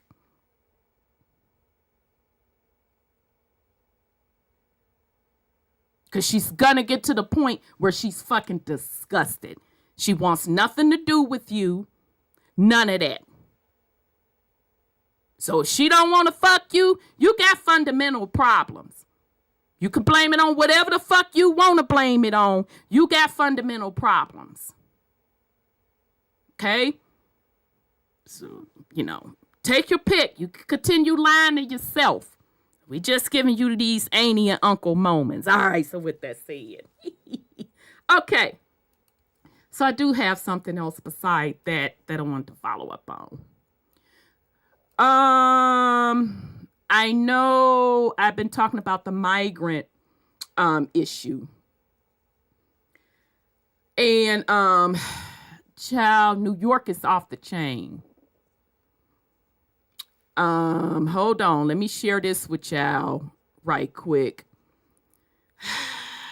I had to bring this to the attention because this is the latest. And so those of you in New York, y'all probably already know this. I heard some things too. Yeah. Okay. We got 10 million on the border, Yeah, it's a mess. Let me play this real quick. This is out of local New York. From Channel 4 from New York City. So here we go. Oh, yeah. Oh, shit. Hold on a second. Okay, in asylum seekers coming into the city. According to a new Siena College poll, the majority of New Yorkers surveyed, 84%, say that the migrants pose a serious problem. And 58% agree with the statement that Mayor Adams made last month that the crisis could destroy New York City. They may agree with the mayor's sentiment, but 46% don't approve of the job that Adams is doing to address the migrant crisis, while 52% of voters also disapprove of the job that Governor Kathy Hochul is doing to address the migrant crisis. And Mayor Adams himself was clearly frustrated today answering questions about the migrant crisis. He said New Yorkers should prepare to see what running out of room looks like. Government Affairs reporter Melissa Russo live in the newsroom with more on the ominous statement from the mayor today. Melissa? Well, Gilma, it would be a big shift if the mayor does what he's talking about doing, which is turning migrants away from shelter just as the temperatures start to dip. And it's also not remotely clear that he even has the right to do that under New York's existing right to shelter. This is going to hurt, and it's not going to be pretty. Another warning from City Hall to New Yorkers to get ready for the next phase for migrants. Sleeping on the streets. It's not the first time Mayor Eric Adams has said this is coming. But what was new today? That the city is planning what sound like campsites for migrants in parks or open lots, just as the weather starts to cool down. We're going to have to find large spaces. I asked the mayor to clarify. Is he talking about outdoor spaces? Yeah, outdoor spaces. Whatever space we can find, you know. I have not heard you say that before, unless I'm wrong. Right. Are you saying that that's something other than an outdoor, like, tent? We're finding out what are our options, because believe it or not, tents are costly also. Tent cities in places like Chicago have been unpopular. They're going to be struggling. It's going to be wintertime. As recent polling shows, New York taxpayers are dissatisfied with the city's response. And the news out of New York City Hall today was a bit of a bombshell, dropped just a few days after the city agreed to resume mediation last week over the city's right to shelter before a new judge, with the goal of keeping a roof over everyone's head. The mayor says he's seeking input from cities abroad on how to house people outside in a humane way. We have to make sure that people have some type of restroom facilities, some type of shower. And with very few exceptions, so far the city has provided beds to just about every migrant that has asked, but they're getting more aggressive about time limits and trying to push people out if possible. They say their goal is to keep families with children indoors. But again, no court has given the mayor permission to shelter people in the streets or in parks or in big open spaces. So if he tries it, unless something changes in the court, it's going to be a big battle. All right, y'all. So, hold on, shit, because you know how y'all know how this stuff Hiding in be plain popping sight, up. we are learning about a stunning investigation. Okay, so, one more thing. So bear with me. I want to share with y'all to show you what they're about to implement. And Chicago, they're having similar issues as well. Now, remember, these were the same cities that accepted all these folks. Okay? Now, New York City got folks up in hotels now. Okay? And shout out to the YouTubers who have been literally going around to these different facilities and now, which are really hotels because they're not traditional homeless shelters. And now they're to the point where those spaces have run out. So now all of a sudden you can't sustain this. Yeah. Well, you know, the government, the FBI is on his case now because of the comments he's making. Yeah, I heard that. They confiscated his telephone. So, you know, they're looking for finance. I don't fucking feel sorry for him because he was the one sitting up there. Oh no, let him come in.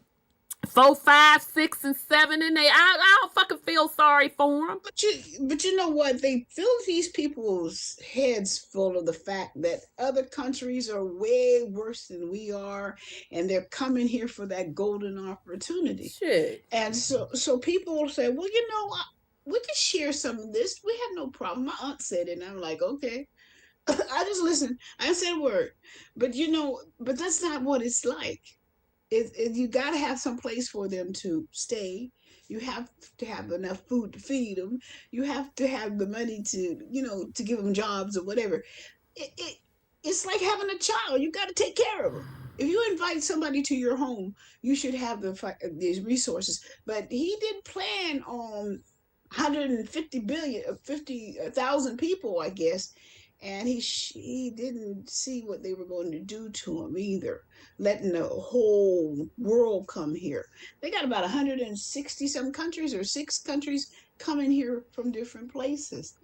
And so I think he had just his eye on the next election that he could win if he gets more people in New York. I think, and I'm gonna, and I agree with you, sis. I think I'm gonna add on to that to say I think that was one of the conditions for him to even sit in that seat as mayor of New York.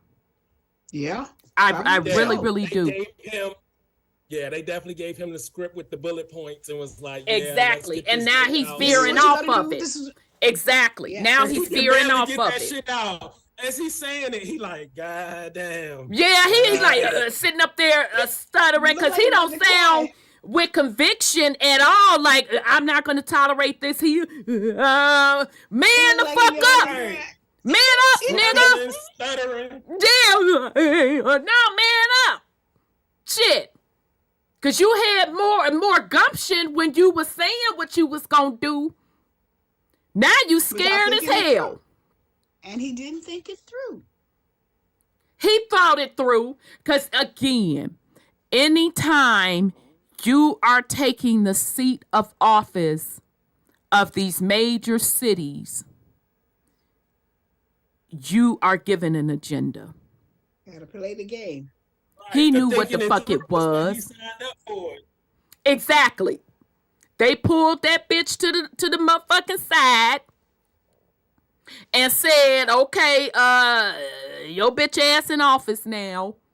We finna run these immigrants through New York. He knew what it was. The blink, blink, blink. But a lot of them are taken to more cities are really complaining because they did not expect this large influx. Like 10 million people coming into this country. Come on now. Again, from a grand scheme of things, strategy thing, it's a reset. Yeah, it is a reset. It's just switching around populations, okay? Like black folks think everybody came from Africa. It's the same shit all over again. That's all they trying to do. It's a reset. So they shifting up the population. You know what I think I heard him say? Mm-hmm. Just wait a little while and you'll be able to live anywhere you want. You get anything you want.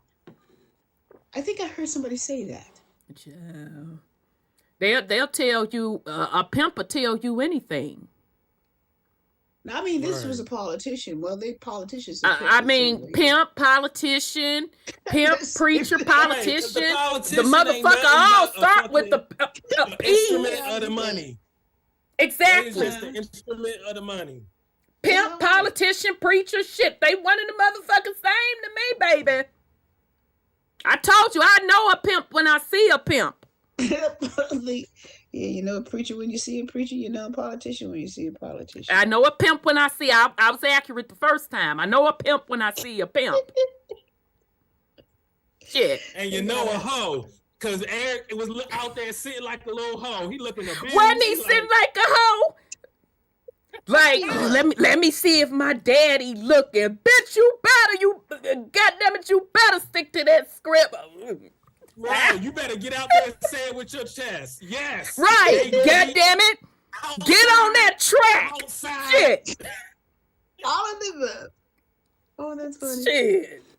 So anyhow, okay, so let me go to the next vid I want to share. See, this is why YouTube always be like, we're not finna give you nothing because your ass don't know how to act properly in this bitch. So, hold on, y'all. How did it go there? Hold on. Confusion and frustration at New York's newest emergency migrant shelter after a group of migrant families refused to stay in the makeshift tent city that's set up to house 500 families. The latest effort to alleviate the ongoing migrant crisis in New York City. It's not a place where you put women and children. Over the weekend, as one of the city buses dropped off families, NBC New York capturing the moment some turned around, refusing to stay. This family saying the Brooklyn shelter is just too far from their children's school, miles away. These individuals who decided to leave, people criticizing them for not wanting to stay there. What do you think about that? Yeah, and I'm not surprised that people took one look at the setup and decided that it would not work for their family. A spokesperson for Mayor Eric Adams saying in a statement, quote, "We have used every possible corner of New York City and are quite simply out of good options to shelter migrants." Going on to say that thousands more are arriving every week, adding to the more than 65,000 migrants in the city's care right now. And there are more than 200 emergency shelters in the city already. The mayor's office agrees more solutions are needed, especially for families. Floyd Bennett Field was supposed to alleviate some of those problems. Instead, some community leaders say it's creating more. It is a flood zone. Everything has to be brought in. Heat has to be brought in. Bathrooms have to be brought in. The showers have to be brought in. Water for drinking has to be brought in. A view from above shows the sprawling tent city set up on a remote runway. Inside those larger tents, small cubicles lined with green cots. Migrant advocates have raised concerns about the layout of this facility. The bathrooms are outside the living area. As a parent myself, I couldn't imagine trying to parent even one child at that location. It's also just extremely isolated. For those who have been in and seen that new shelter, some say it's just not fit for young children, raising issue about what they describe as a lack of trash receptacles, baby changing tables, and storage for residents, and pointing out families simply require more from a shelter. There are plenty of populations, single adults or adult families that could be housed at Floyd Bennett Field. I'm simply suggesting that this is not a suitable location for families with children. The mayor's office saying they're looking into case-by-case scenarios, in particular when it comes to families with small children. All right, Stephen Romo joins us now in studio. So, Stephen, for those families we saw in your report who didn't want to stay at the shelter, where do they go now? Yeah, they're left to fend for themselves pretty much. The city asked them to sign a waiver before they went off and left. They are welcome back at the facility anytime, they said, but right now it's not clear exactly where each of them ended up going. But pretty much everyone here agreeing, Tom, there's not a lot of good options on the ground right now. Pretty sad. Okay. Stephen Romo for us. Stephen, always great to have you on the show. Thanks for watching. Stay. All right, fam. So, shit. There you have it. The foolery. So it seems like they backed themselves in a corner, and it's going to be interesting. It's definitely going to be interesting. All right, so before I move on, because I do have something else, let me unmute y'all, because y'all know, for whatever reason, I don't know why Zoom does that when I go to video. Did y'all have anything y'all want to put on it? Oh, okay, No, okay, sweet. Yeah, we got controls on this side. Like I can't mute. Uh-oh. Yeah. Okay, you can mute yourself. Okay. I was just making sure, because I know sometimes it was acting up. Okay, I'm sorry. Go ahead, sis. It's a shame that they put a clarion call out to the whole world to come to this country.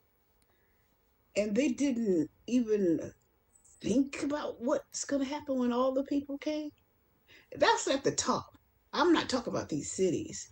I mean, what are you going to do with all those people? How are you going to get them in? Where are you going to take them? They got buses and buses and buses. They even fly them in at night. They are just overrun with all the people they are bringing here. And then the people who are coming, they just take it for granted everything's going to be there for them, because they said it. I've heard some people say, they said they have jobs for us, they have everything for us. Yeah, but because the people, shout out to the YouTubers that are doing foot on the ground, and they're literally going to these different shelters and they're interviewing the migrants, and they ask them, were you told that you were going to come here and be able to have a job and this, that, and the third? And all of them said yes. And they asked them, is this what you expected? And all of them say no. They say it's very chaotic. It's chaos. Because they're like, what are they going to do? So, to me, this is just Rhonda's humble opinion, I think they were trying to pull off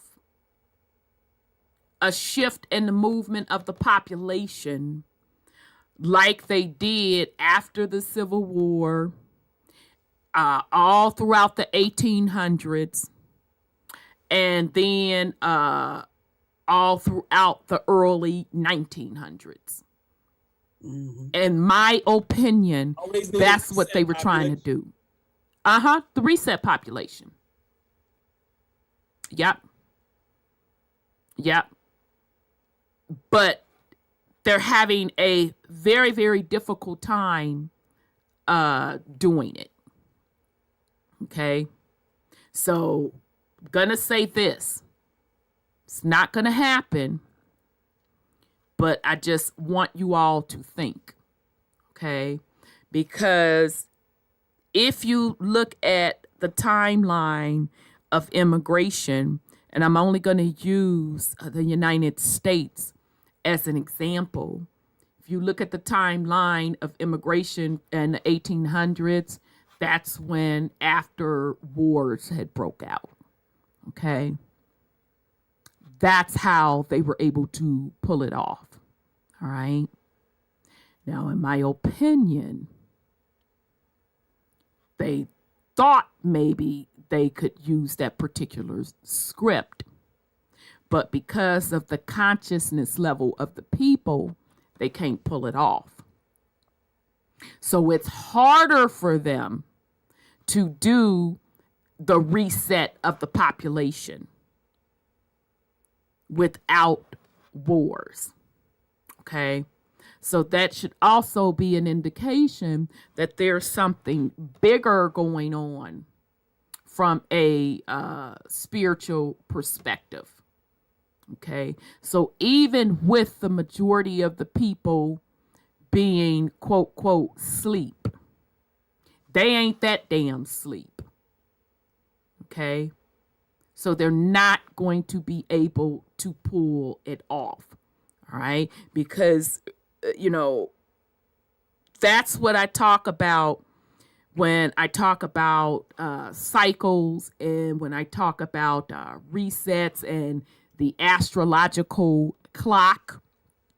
Okay, the gatekeepers, okay, that signed up for the role as a major gatekeeper of this particular simulation experience, they understand the cycles.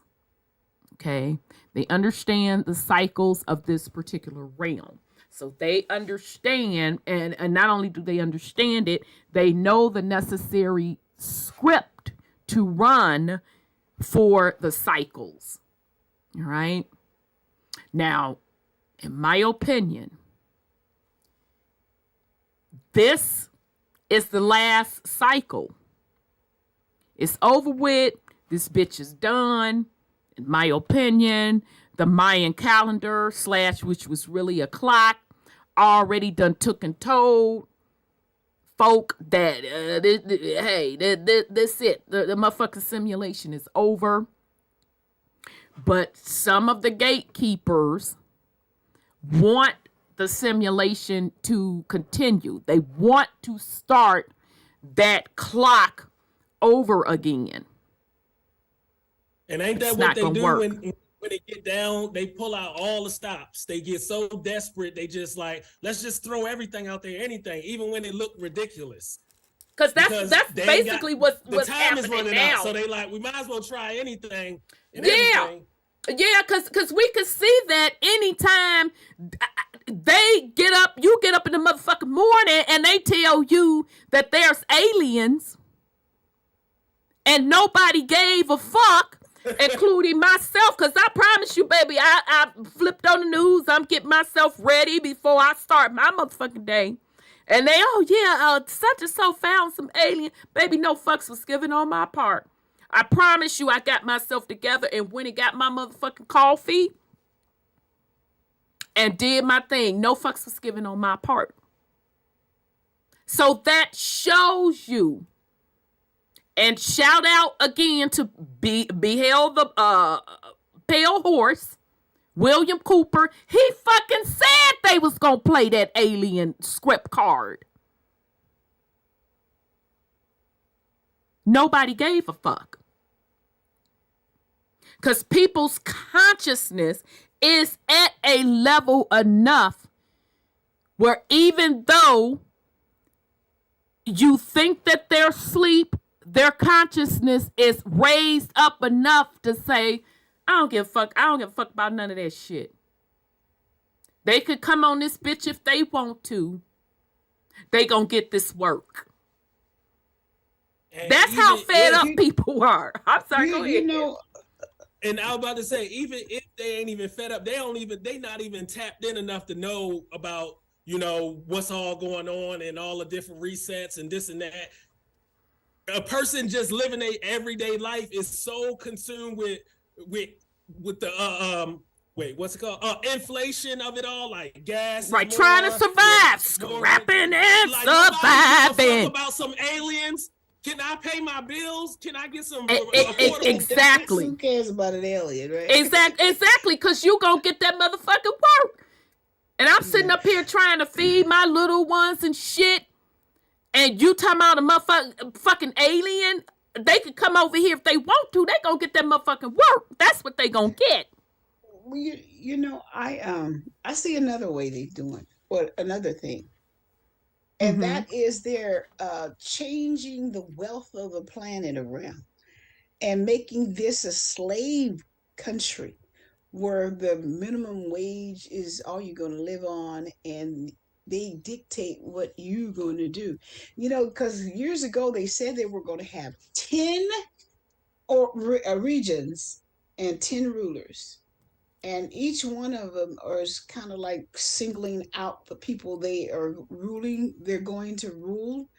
And, you know, they call that the New World Order. That's what they used to call it. Now they call it the globalist agenda or whatever. And they're going to see they're killing all the cows, they're killing all the meats, and they're making you do what they want you to do by overwhelming you with this population. Spain is in the middle of a revolution because they got immigrants coming in there. France had theirs, and they're making everybody go into these sections to make the population even for the person who's going to rule each section to have. That's what I see. And what's coming out tomorrow? The Hunger Games. Oh, okay. They got another installment of that. Right, where it's the realm is divvied up into these districts. Right, you know, it's a theater of war where you got to fight to the death. But everything is so, you know, romanticized, and you know the fashion of it all, and the romance. Right. And I'm gonna say this: we always have to remember that it's layers and it's levels to this simulation. Okay? It doesn't matter what they say. If the collective consciousness says, bitch, I said no, that's going to be the motherfucking answer. Bitch, I said no. Okay? The they will never override the collective consciousness. It's never going to happen. I'm going to say that again. The they can never override the collective consciousness. So, bitch, if I say no, that's the end of it. Okay? The only thing that overrides the collective consciousness is the actual organic simulation itself, which has its own cycles. So these in-between cycles, the collective consciousness controls that. So that they can put out whatever propaganda they want. If the collective says, bitch, I say no, That's what the fuck it is. Mm-hmm. Just like with the alien stuff. Collective consciousness, like I know I'm scrapping and surviving. So that bullshit you talking about the aliens, I don't give a fuck about that. Okay? So the collective consciousness is slowly going to start to say, wait a minute, this inflation, all this money, this is some bullshit. Go fuck yourself. And I'm going to tell you something. Now, I know I get on. Now I'm an equal opportunity offender. Shit, it is what it is. I don't give a damn. Cross generation, I'm an equal opportunist offender. But the flip side of me, I'm also an equal opportunist fair. Okay? I am fair. Because I'm going to tell you something. The younger generation, okay, who's after the millennials, y'all? Is it the Zs, the Zennials? I think that's who it is. Baby, no fucks are given on their part. They are showing you could kiss their entire ass, purred. I do like that purred, y'all. I ain't gonna lie, I do like that. I think that's cute. They ain't finna do it. They said, fuck your jobs. Because Whoopi Goldberg came out and made a statement. Oh, if you want this, you want that, you got to get up and work, da-da-da-da-da-da-da. And so the Zennials clap back. Like, what the fuck you around this bitch talking about? If you think I'm finna sit up here and work 40-something fucking years and then fucking die, you out your rabbit ass mind. Fuck you. Fuck the minimum wage ass jobs. Go fuck yourself. I'm not doing it. So I am telling you, boomers, generational Gen X, millennials, I'm telling you, these Zennials, they not fucking having it. They don't give a fuck about They don't give a fuck about no new world order. They don't give a fuck about none of that. They're not going to do it. They're not.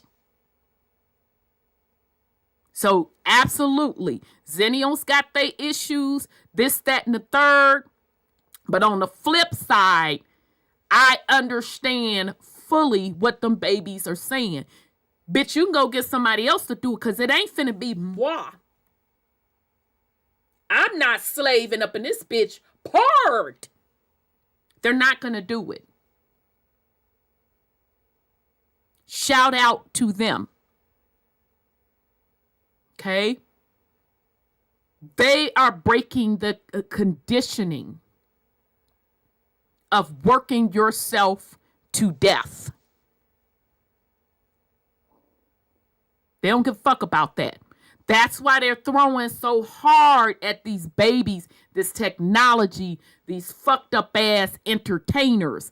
But even with all the fuckery put before the babies, because I tell y'all, goddamn it, I can't relate to your music, that goddamn mumbling stuff. It makes Annie's nerves bad. I don't understand what the fuck you talking about. I don't know what you're sipping on. I don't know what you're smoking on. Baby, I can't get with it. All right? That's beside the motherfucking point. Okay? On the other hand, that's their fucking job to be the rebel. That's their fucking job to question the shit that's going on. Okay? Each generation, we need to be honest with ourselves and think back when you were their age. That's just like Gen X, my generation. We're like, fuck that, I ain't finna work for them bitches for no 30-something years. And you know you ain't giving me XYZ, yada, yada, yada, yada, yada. Each generation serves a purpose. So we, as the ones passing the torch to the babies, although this shit is finna be up and we all finna go to, the simulation is finna be over and we all finna go to our respective realms where our vibration matches. But that's beside the point. I stay within this realm right now. Each generation, it is our responsibility, because I keep telling you millennials, I know y'all think y'all cute and fine and you want to talk about the aunties and the uncles. Motherfuckers, some of y'all in y'all 40s, and bitch, a lot of y'all right the fuck close to it. Okay? So to these zennials, yo monk ass, the old heads too. We are supposed to be passing the torch with advisement to these babies. Don't pass that bullshit to them. Don't pass them a sense of defeat. Pass them fucking empowerment. Tell them to fucking change the world. Tell them to create the world you want to live in. I don't want to pass down to these babies, oh, well, you know, baby, shit. You gon' die. That's just simple as that. They gon' enslave you. You ain't finna have shit. Woo to woo. What kind of fucked up swing low, sweet chariot fucking attitude is that? Empower these babies. Even if you didn't have the courage to do it in your day, empower them. Because we don't want to keep it real with ourselves. The change, it don't happen from the old motherfuckers. That's why I be getting on Gen X's ass. And now millennials, I'm starting to get in your shit. Because you ain't a spring motherfucker chicken up in this bitch no more. Change don't come from the old head. It comes from the younger ones. We can look at just America itself.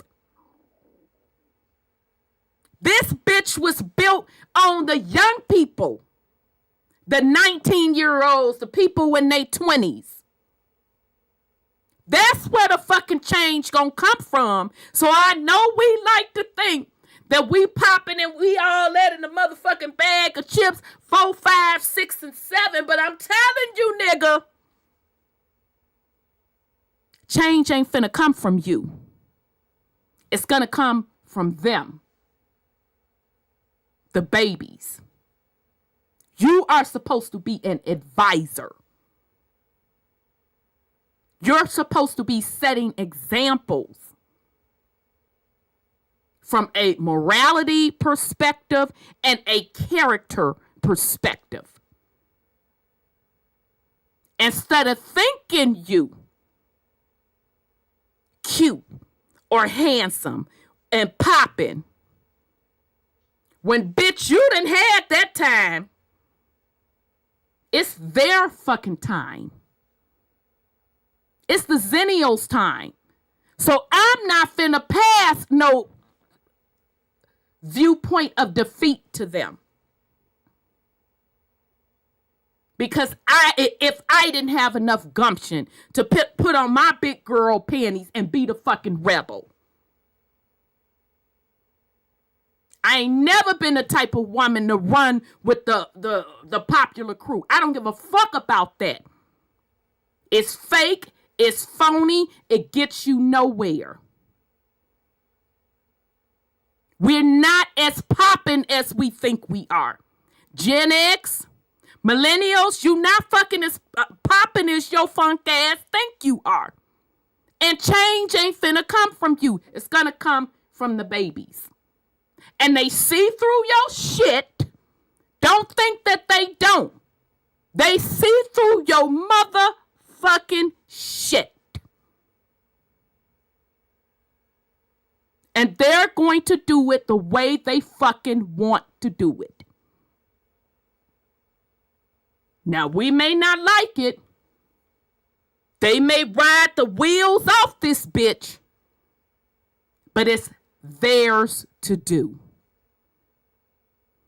All right. So y'all document those Zennials. Because next week I might be back in your ass, baby, about something else. Okay? But right is right. Shit. Okay. All right, fam. So what I wanted to go over, I have this particular gentleman. I've seen his work over the past probably 5 years. A lot of the pictures that you see on the Black European side, it came from this man's particular research. And I found out about him through, I think I had posted one of his pictures, and I didn't know the source. And somebody said, that's Egmond Codfried's work. And they were like, most of this stuff that you see on Black Europeans comes from him, from his research. I'm like, okay. So I, went out and started, trying to find him. And sure enough, I found his work, and he publishes a lot of academia work. And then he also reaches out to these European nations and these different institutions and put their ass on notice about having false history. Okay. So I had been meaning to share his stuff, and I got distracted nonetheless. And I got this new thing that he sent out, and I'm like, man, I got to show this brother's work because it's simply brilliant. So shout out to him. So we're going to definitely want to share this with the fam. His research. Please do. You know who he is? No, actually I don't. I may have seen the images if you're talking about the ones you be sharing on YouTube a lot. No, I haven't heard of him, but just I feel like learning about the Black European part is like one of the major things that's missing a lot. It's a huge thing. And it just breaks down so many barriers and just fills in so many gaps. It fills in the gaps. Absolutely. Obliterates so many of the lies and narratives too. And it's just like, wow, I feel like, knowing that part been left out of our education can wake up a lot of people. Like, yeah, it will. You thought Europeans was white people, right? Right? That's what you. Right. That's what we was taught. Right? Yeah, it'll totally change the game. Right. It'll totally change the game. And and I know there's, I ain't gonna say a lot of people because I'm not finna sit up here and lie. But shout out to the people that were even before us that put out this information. And I apologize that I don't know your names. I can only go by what I know, but I'm just giving you a general accolade because I know it's not many of us that do that, put out the Black European stuff. So shout out to Brother Kui Mayo. He gets a lot of shit. He gets a lot of shit for that. Shout out to Legendary Topcat. He got a lot of shit for that. Okay. And, people still come in my comments swinging on that bullshit. Okay. I don't give a fuck. Okay. But shout out to those people because it's not a popular subject. Okay. And I don't give a fuck about it being popular. Bitch, the truth is the truth. Okay. And literally how I found out about Truth Uncompromised, I was watching a video of Lex Will. Yeah, shout out to Lex. Yep. Shout out to Lex. It's not many people that cover it. It was like, yeah, Truth Uncompromised, blah, blah, blah. And I was like, whoa, whoa, whoa. It's something else. And I'm so glad that I ran up on the information because had I not, when I was doing my own genealogy, that's where I got stuck. When I saw that European, I'm like, do I have a right record? And then when I ran up, I'm like, Rhonda, you know it's Black European, take it a step further and trace this record. And I'm like, God damn. When I saw that black on there, I said, okay, it is what it is. Okay, so let me go ahead and share this particular thing. Let's go here. All right. So this is called let me make sure, child, because okay, I see where it's kicking over on YouTube. All old master portraits are overpaints by Egmond Codfried. Okay. Published by Surname Blue Blood is Black Blood Museum. Okay. All right. So shout out to this brother. The surname Blue Blood is Black Blood Museum. Okay. Get ready, y'all. This brother is cold with his shit, baby. Is that saying surname or Suriname? Because Suriname is a continent. I mean, not a continent, but a country. Okay, published by. Yeah, it could be Suriname. My ass just automatically saw surname. Blue Blood is Black Blood Museum, so it very well could be that. Okay. So, introduction. Okay, so he's basically saying 1667 by Rembrandt, before and after retouch. Okay. So photo taken by this bronze person, taken before 1880. Okay. So he's showing you the photo. Okay. So now I don't know about y'all, but I know melanated people when I see them. I don't care if he got a super fly wig on. Okay. Magic Mike, you know the pimp character Cat Williams play. I don't give a damn about none of that, baby. I know the phenotype. Okay? But let's continue. This one right here in the front, he just is brown with the thick lips, and then come down here. Yeah, he still looks like a light-skinned black nigga. Girl, don't he look like he light-skinned with them lips? You be like, well, all right then. Nonetheless, shit. Okay, so opening, I'll say name Blue Blood is Black Blood Museum. Egmond Codfried. Writer and publicist, is the inventor of the Blue Blood is Black Blood theory that states that Europe between 1100 and 1848 was dominated by an elite which was described as brown and black of complexion.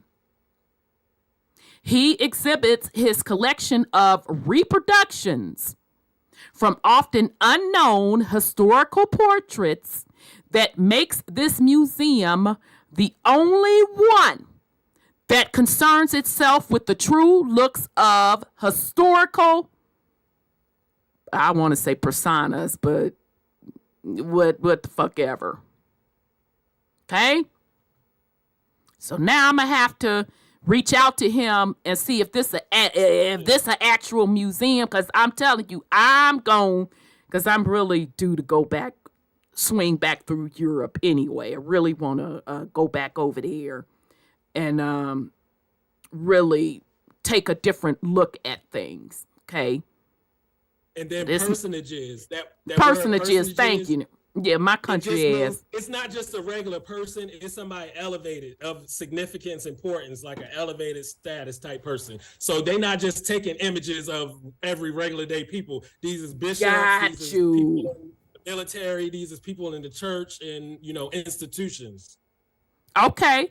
Thank you, son Scotty. I done learned me something new. Okay.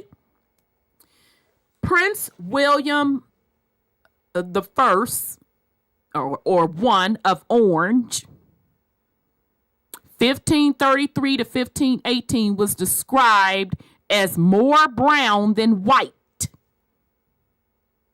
Okay, and I'm about sick and tired of folks saying now brown means white. I'm sick and tired of people saying swarthy is white, olive is white. Yeah. But let's the fuck continue. Because again, brunette is brown hair on a white person. Right. Brunette is brown hair on a white person. I don't give a damn how you lighten up this light-skinned brother with the lips. That motherfucker is a brother. No fucks are given. You ain't finna convince why otherwise. Shit. Now let's continue. And brown of complexion and the beard. Okay. So it gives this little source.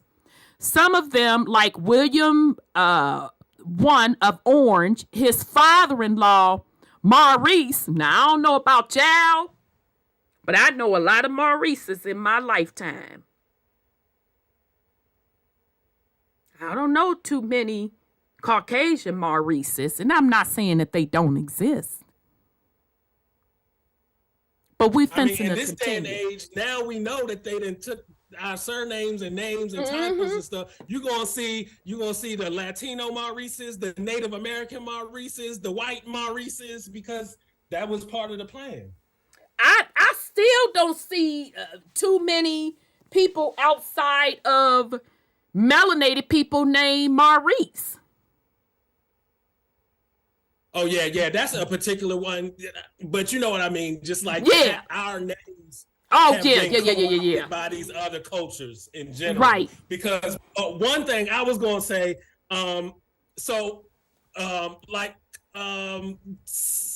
sometimes I work in doing like tax stuff for First Nations, getting like internet service and whatnot, and looking at sending their identification. When I tell you, looking at these names, you would think, oh, these are supposed to be like, the Native Americans that have, certain type of names. When I tell you they had the nigga names, I'm Ron Johnson, Scott, Brown, like names sounding straight like Black American nigga names. Yep. It's astonishing. And shout out to the sis that sent me the Jacobite gleaning book. Okay, she wanted to stay anonymous. Shout out to that sis. And you can go on our videos, our YouTube videos, and I did the drop on the Jacobite gleaning, and it's describing melanated people from Europe, okay? And you go through those names and it will just blow your mind, because my motherfucking name was in there. I was like, hell no, the R to the H to the O to the N to the D to the A was in that bitch plain as day. Black woman. I said, child. You're right, my whole name. Okay, even the motherfucking, middle name, motherfucking last name. I said, well, shit. Okay? Same here. So, his father-in-law, Maurice, of what? Saxony, and Jane Austen. Now, that's why I'm telling you, he's cold with his research. And Jane Austen had next to brown or black skin, not hair. Don't come on here with the foolishness. Brown or black skin. So William, the first, I was about to say Jane Austen. If y'all ever read like Pride and Prejudice, yeah, because they got her straight as a white woman. Got all types of movies on her and this, that, and the third, 4, 5, and 6. Same thing with Shakespeare and Amelia Bassano Lanier. Exactly. So again, Jane Austen had, okay, so first of all, let's back up. William the First of Orange, father-in-law, Maurice, and Jane Austen had next to brown or black skin. Also strong classical, quote, African facial traits, okay? Because you know, if you got black or brown skin, all right, this is what resets are about, family. Because when they reset the population, they place anybody with black or brown skin coming off the coast of Africa. So for you got the broad nose, the thick lips, the brown or black skin, you're African, okay? They put that as an African trait. But that came about during a reset, all right? So African facial traits, thick lips, and or broad noses and frizzled hair, which once stood for pure, noble blood, blue blood. Hey, do you see the reverse? When have you ever seen them say that broad noses, thick lips, woolly hair stood right, for woolly, all of that. All of that. Come on through with it. Because when they reset this bitch, it was what? Long, silky, milk of magnesia, complexion. Yeah, milky and smooth and yeah. You're right. Because that's why they had to create that amalgamated race of people. Because Absolutely. They did have to have the bloodline literally in there to make the claim, but they needed to fulfill this movement where they're moving into, we need to amp up white skin. We need to make the white skin be the thing. So if we can, mix in enough, we got the nigga blood and we got some nigga lips, but we done mixed in enough that the skin is pale. Right. Okay. All right. So again, and I'm even going to take it a step further, that doesn't necessarily mean the folks that they are calling blue blood today even have the lineage of the original blue bloods. They could just be the public face, if that makes sense. Yeah, okay? I think the more we get to modern times, they was like, fuck the actually marrying and we just gonna make claims. We just gonna put you on. Right? We just gonna put you on. Exactly. So I'm just gonna run that for the slow ones in the back. What we saw blue the same blood? thing. I'm sorry. Go ahead, son. Sorry to interrupt, but we saw the same thing with the whole Native American and the blood quantum and how it's like, no more do you have to have the blood. You can just, say that your grandmother was Choctaw, so now you in there or some shit. Right. Be on the paperwork. Steal somebody's identity to make the paperwork fit. Then we get into the what they call it, the paper genocide. Exactly. But yet the oldest mummies and all of that found all through Mexico. They They held on to their motherfucking locks. But if I tell the truth about my lineage, I'm the motherfucking liar. Well, bitch, let me ask you this. Can you lock your shit up like this? Cause I'm motherfucking confused round this whore. You know, I Go could ahead, if I sis. wanted to, because back in the day we would have used. Bitch, I ain't talking about back in the day. I'm talking about, goddamn it, in your snow right now. I'm finna come over here and pull out this motherfucking comb, and I'm finna twist your shit, and that shit gonna stay together. No. You know what? I heard somebody told me that the people who were in power and the royals are the ones who stole the most. They didn't What do you mean by give me more? Give me more. They didn't have the bloodline, but they stole from the people who did. See, They because I want us to think higher, because what happened, you can't come from exactly. That's where I'm going, son, Scotty. I was moisturizing my motherfucking lips. Exactly. They put them on. I can't say that they stole something when they were put on. Well, when they came from Spain, some of the people came from Spain, they took all their money, all of their money. Who? Beast, but now you know. The captains of the ships just a general announcement. Please. The captains of the ships. We don't do no reference errors. Right. Right. Please, audience, bear with us as I go through this. Baby, who is they? The captains of the ships who brought them out of the Europe, where they had to flee from. Some of them. I'm asking who is they. Let's start with they before you. Who? Okay, the captain. Ran out of Spain. The captain stole the money from the ones that had to come out of Spain, and they had to come out of Portugal, and they had to and who were they from an ethnical standpoint? That's where I'm trying to get. Who are they?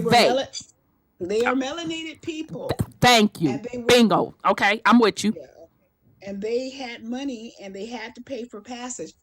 According to the from Babylon to Timbuktu, they even dropped them people off on the coast of Africa. That's how some of them got there. Because they stranded them there. Okay, so we still talking about melanated people. Yes. That was I was saying, God's finna say, driving a ship, navigating the ships, pulling people out of Spain.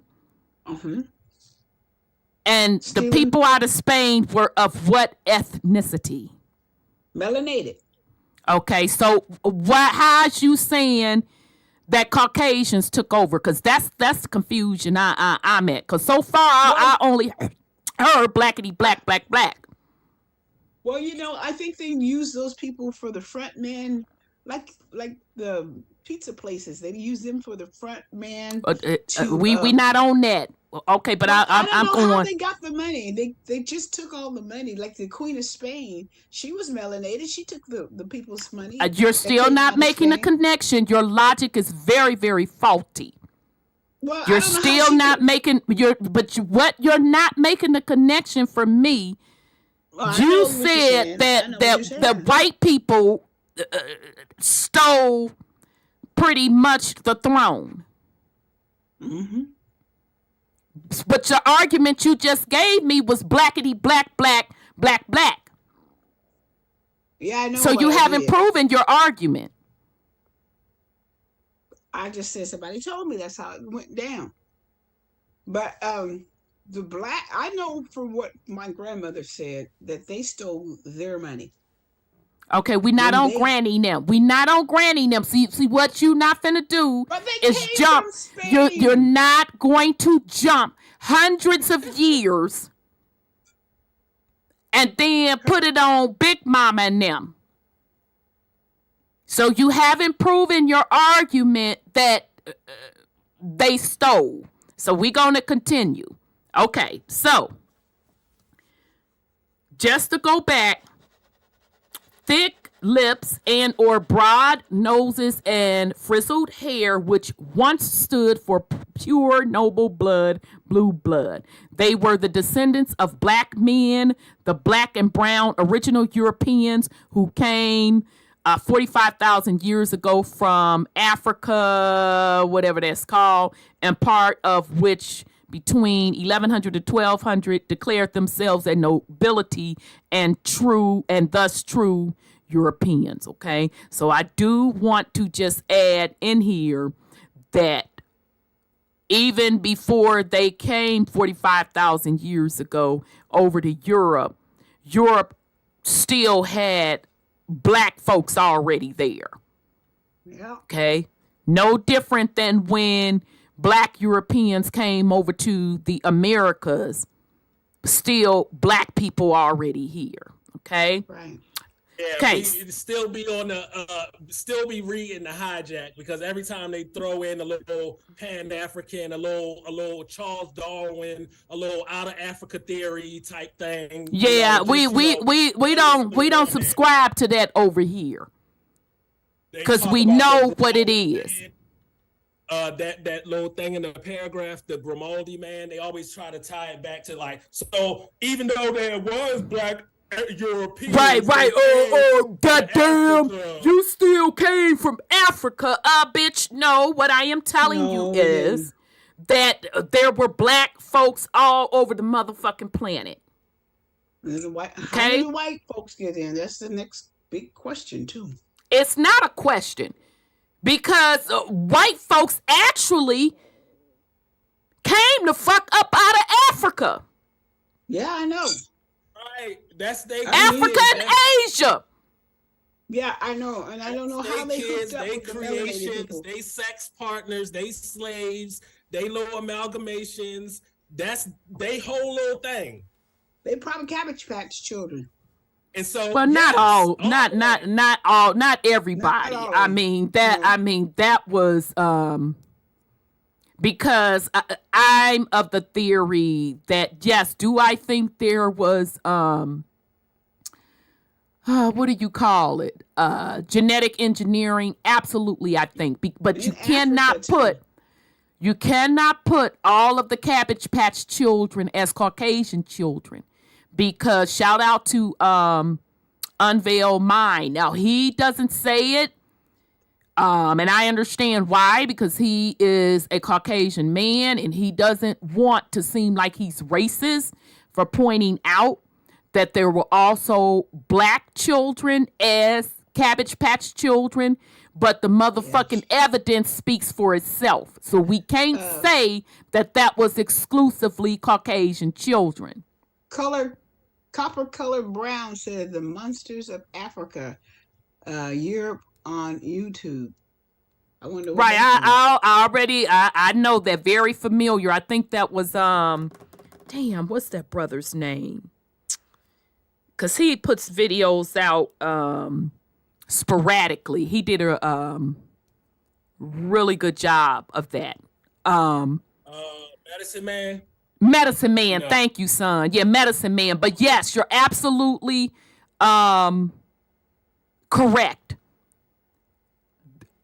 We know that it came. White folks were in Africa. Yeah, they went up into Europe and conquered. Yeah, and if you got Lex Will, going back to Lex Will too, and we think it's one spot. You got the white people coming out of North Africa. You got the white people coming out of Caucasus. So it's not just like one creation story. Exactly. And Asia too. And see, we have to, and nobody wants to talk about the whole, damn, y'all, what do you call it? When somebody skin won't get melanated. And albinism. Albinism.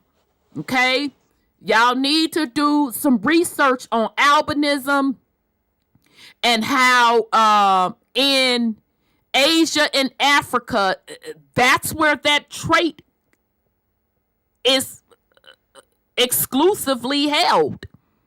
Now, of course, it's around the world now because folks have intermingled, but that's its origins. Another person that breaks it down too, UB News, UB TV, and gets into like, it's multiple different factors that plays in, like the approximate, how close these people are, the sexual selection that goes on. That is true. That's true. Outside influence. Sometimes it's like we said, oh, it's just albinism. It's just those people mating together. Sometimes it's like, yeah, it's the inclusion of these other, levels of development, Neanderthal, Denisovan, fucking troglodytes, all the person that said the monsters of Africa and Europe, all those like the maps that show all the beasts of absolutely, of that area, absolutely. So, yeah, they have a lot of different creation stories, but you see that the ones they don't want to bring to light their many different creation stories. They want to focus on giving us a fake ass creation story. Narrative. Right. Not the multiple ones now. Not the multiple ones now, which would line up with different resets. Right. Not none of that. Okay. So we can't sit here and act like we don't know where the ethnicity or phenotype of a Caucasian came from. What the fuck? They telling you in the name. And that's just one aspect. Okay. So between the albinism and then, as son Scotty said, the selective breeding. Okay. Because see, what people not finna do is sit up here and play with me. Because you can have an interracial couple and I'm talking, when I say interracial, let me get specific, Caucasian and melanated, have a child, so that child is biracial. If that biracial child gets either with another biracial child or gets with another Caucasian child, you will see that particular bloodline lighten up to the point where it would be that the next set of children will be to the point where you would think that child is exclusively Caucasian. Okay. All right. Right. I don't know if people know the Maori sisters, Tia and Tamara, but one of them married a white man and one of them married a black man and had kids. And then if you look at them, they both mixed themselves. Right. And then one that with the white man, they kids, you like, they look like white, but you can see a little bit of black in them. And then the other ones, you're like, oh, obviously, they look like have melanated children, so. Right. It's just simple genetics, because I worked with a young lady. She's biracial, and she married a white man, and both her children, they look straight Caucasian. They literally have blonde hair, blue eyes, Caucasian skin. Okay. So people can miss me with the bull mess that they don't quote know where Caucasian people come from. All right. So now over here, we like to critically think. I don't like to take on doctrine that was passed down. All right. It was genetics. Okay. Caucasian ain't nothing but started out as a variation off of melanation, off of melanin. Okay. All right. So intermarriage to remain black of complexion All right, let me back up. My bad. They were the descendants. Yeah. They talking about of Africa, and we telling y'all that was black folks was all over the planet. Okay, so absolutely, you had a sector of Africans that came over to Europe, and they started intermingling and marrying with the original indigenous, tribes of Europe that were also melanated. Okay? The white stuff came at a later date. Okay? I'm sorry. Go ahead, sis.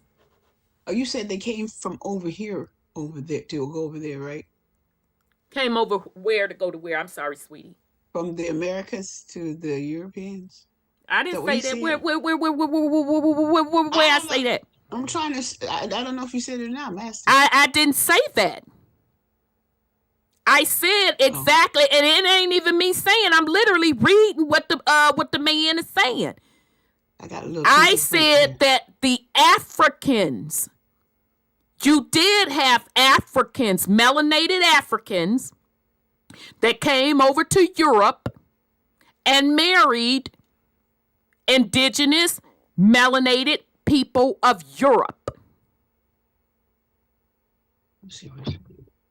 Okay? Because original Europe was just like original Americas. It was based on tribes, blood, lineage. Oh, I see. Okay?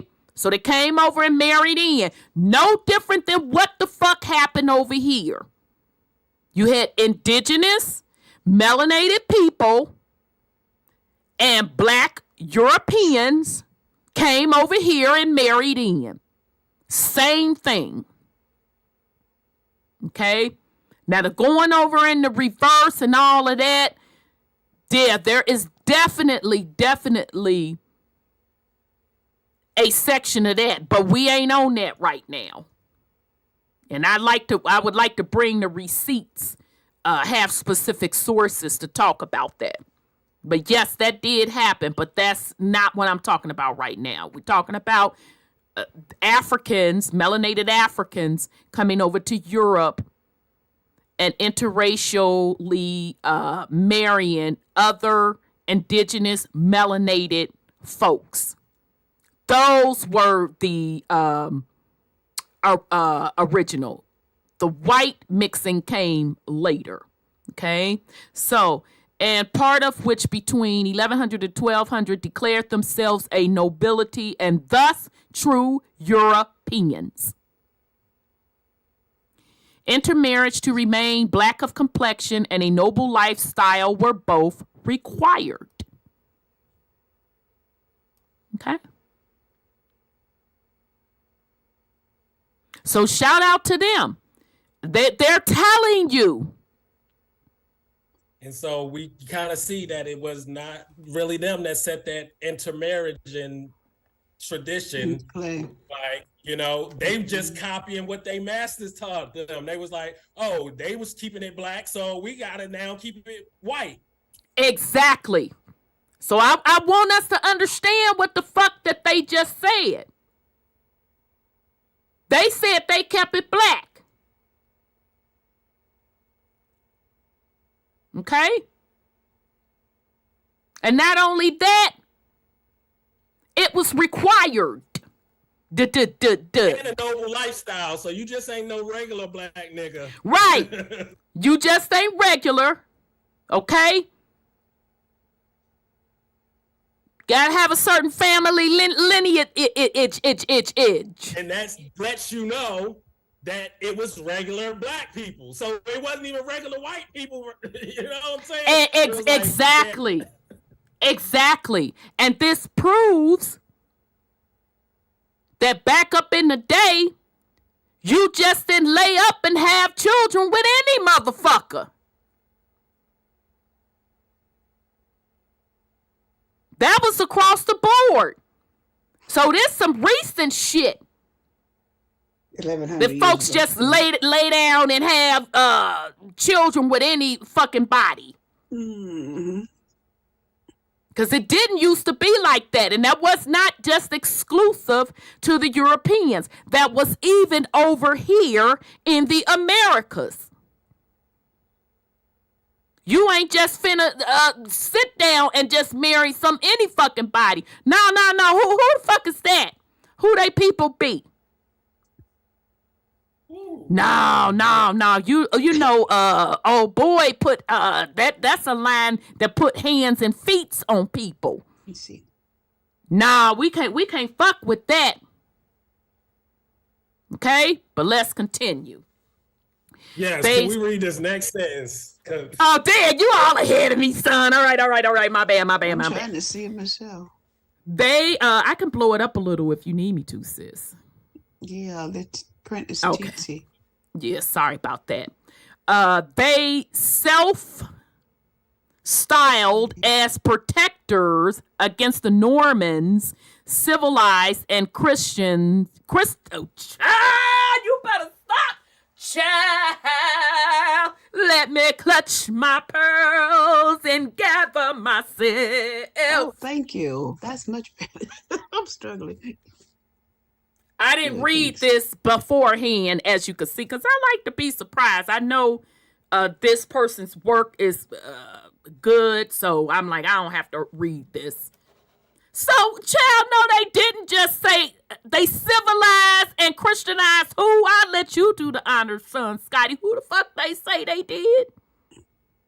The whites. The white Europeans. So now, as Brother Sean say, scratchity scratch to the scratchity scratch-zation. Who brought Christianity to whom? Wow. We've been telling y'all up over here. That's why we don't accept that Pan-African shit. Get that shit out of my motherfucking face. And if the Pan-Africans was really keeping it real, they would make the African story greater than what they're fucking making it. Because the problem I have with Pan-Africanism is that it's a victimhood. Victimizing folks. Mm-hmm. When we know, see over here, we know because we actually do research. We actually do crack open motherfucking books from older sources than regurgitated shit. And we saw the older you go back and dig, the blacker this motherfucking shit gets. So you can't come over here and tell me the white man brought the Bible over to the motherfucking Americas. They didn't even bring the shit to Europe. It was black folks that brought the Bible to fucking them. But we finna continue. Shit. So it was now who now civilized and Christianized the white Europeans who had only 6,000 years ago arrived from where? Central Asia. See, baby, don't come over here playing with me. But we finna continue. Asia is big, is huge. You have to go and look at the time period they're speaking of, and Asia is also it wasn't called India then. It was one of the stands. Oh, it's India. It was stands, all the stand countries. All of the stand countries. Yeah, all that shit. Russia, now, all that shit was Asia. So you can't, if you put it exactly. The Black Sea, the Caspian Sea. Oh, exactly. below the vulgar. I was looking at Lex Will yesterday. You guys mentioned him. I was looking at him, and he told some stuff about that. Of the Afghanistan's, Pakistanis, and something else he wrote. I was trying to scribble some notes down, but he Turkmenistan, Afghanistan. Yeah. All them stands. Them stands. And shout out to Brother Lex Will. Okay? Did I not just say we not finna sit up here and play like we don't know where white folks originated from? But let's continue. And who now? I'm sorry. Go ahead, son. Oh no, I was about to say because the end of the sentence is really the cherry on the shit. Child, I didn't. Not that I didn't learn me something new, but they didn't verify it again. I'm just clutching my pearls, baby. Who now became the serfs, which the nobility exploited. Now. Some people got their motherfucking dogs in a goddamn bunch. When I put the book up, they were white and they were slaves. Slaves. Bitch, prove us wrong. And that was a white man that wrote that book. A lady. No, that was a white man that wrote the book that I just mentioned. Oh, that one. Oh, the 400 Years a Slave. No, I just said the name. They were white and they were slaves. Oh, I posted 3 books. White Cargo, they were white and they were slaves, and the 400-year history. Yeah, I posted those 3 books. And not everybody. It's getting better. It's getting better. With people calling themselves coming in my comments with that bullshit. Because I don't be wanting to hear motherfucker source up or shut the fuck up. I think they done forgot their history, really. No, they ain't forgot their history. They wanna do what they wanna do. And you not finna come over here with that bullshit. Source up or shut the fuck up. Because, see, you're not going to come over here and you ain't cracked open a motherfucking book talking about somebody lying. Bitch, source up. Shit. Now, let's continue. So, the nobilities exploited the who? The whites from where? From Central Asia. Who was the nobility? The thick lips, broad noses, fuzzy hair, brown and black skin. But I thought all black people came out of Africa and they were the fucking slaves. Oh, okay then. Okay. And serfs is interchangeable with the feudal system that you see, like absolutely, and all absolutely. That, in the theater, Lord. if you study theater, you had to read like Chekhov, which is like a Russian playwright, and a lot of his plays have to deal with the serf class and the interchange between the serf and the nobility class. And I didn't know it at the time when I was reading this. And I'm like, oh, now I'm learning this. I'm like, oh, it was the other way around. Y'all don't this blow your mind, son, Scotty? This shit is like that. Oh my God, it blows the mind. And people that really, once you're doing your genealogy and you start looking at these slave schedules and looking at these records and you see slave owners, black. But we know what we know. We like, yeah, we've been telling these motherfuckers around this bitch what was going on. Okay? So, I'm sorry, go ahead, son. Now, it's funny that, like, the so-called, white people now, why they be proud to be slave owners. They want to hold on to that history. They want to hold on to that. Time, because they don't want to go more back in time when they was the slaves. They like, we rather be in history, we rather be the bad guy than let y'all know that we was actually the first. Because you know what? Yeah, that's what they're doing.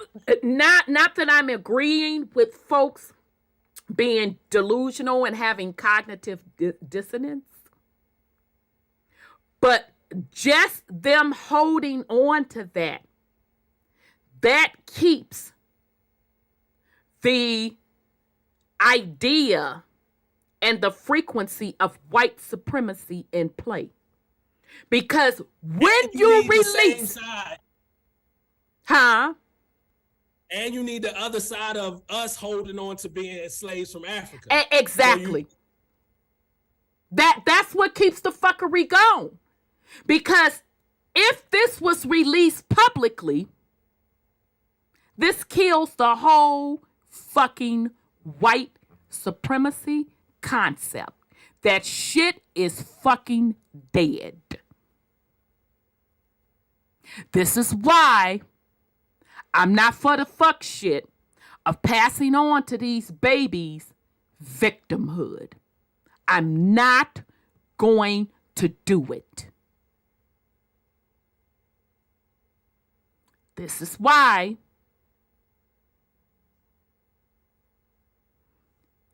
the melanated community, okay, this is one of the reasons. It's a huge reason. It's in the state that it's in. Okay? What do you think this type of information would do for melanated children to understand that melanated people were all over the planet in different positions of power? You had some in positions of power, and then you had some that was, wasn't in position of the power, which was majority. But the point being, it would change a frequency in these babies' head, okay? Because it wouldn't be about white supremacy. Exactly. To see that your religion is just been used and created as a political power tool. Absolutely. You may have found personal spirituality in it, and that's all good, but the overarching structure of it is not anything to do with spirituality. Exactly. Okay. All right. So, typically for this lordship was the cruel way protest was dealt with executions by quartering, breaking of limbs and disemboweling, and by throwing the intestines in the fire while still attached to the body. So I want us to be fucking clear who this is being done to. To the serfs. And what they taught them of torture. What went into military practice is not a coincidence that, we had a history of lynching, one group of people lynching another people, and that being the number one way of killing somebody in the military.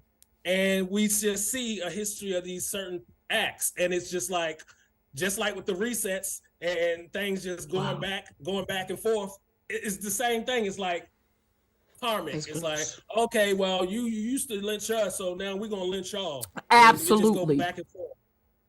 Absolutely. And it's a part of cycles. Okay. Now we can definitely get into we've kind of talked about that, and we'll get back to it probably next week, because this is more than likely we're going to have to finish this up next week that we're on tonight, on how that's built into this simulation experience. Okay? All right. Because only 6,000 years out of them caves, out of that fucking area, it's like, okay, well, we had to teach you some things, and maybe in the realm of teaching a motherfucker that's not even really like civilized, certain things happen, and I'm just like, yo, this shit is wild. That's a very bad one. Just me, but mind, and it's so disruptive of like, you have these like ideas that's been created by these entities outside of you, and you're like, whoa, they really had me believing this. And I want us to, whatever we talk about the true history, I always want us to try to put it into the spiritual connotation of what's really going on. Okay? Because higher level gatekeepers understand when these cycles flip/reset,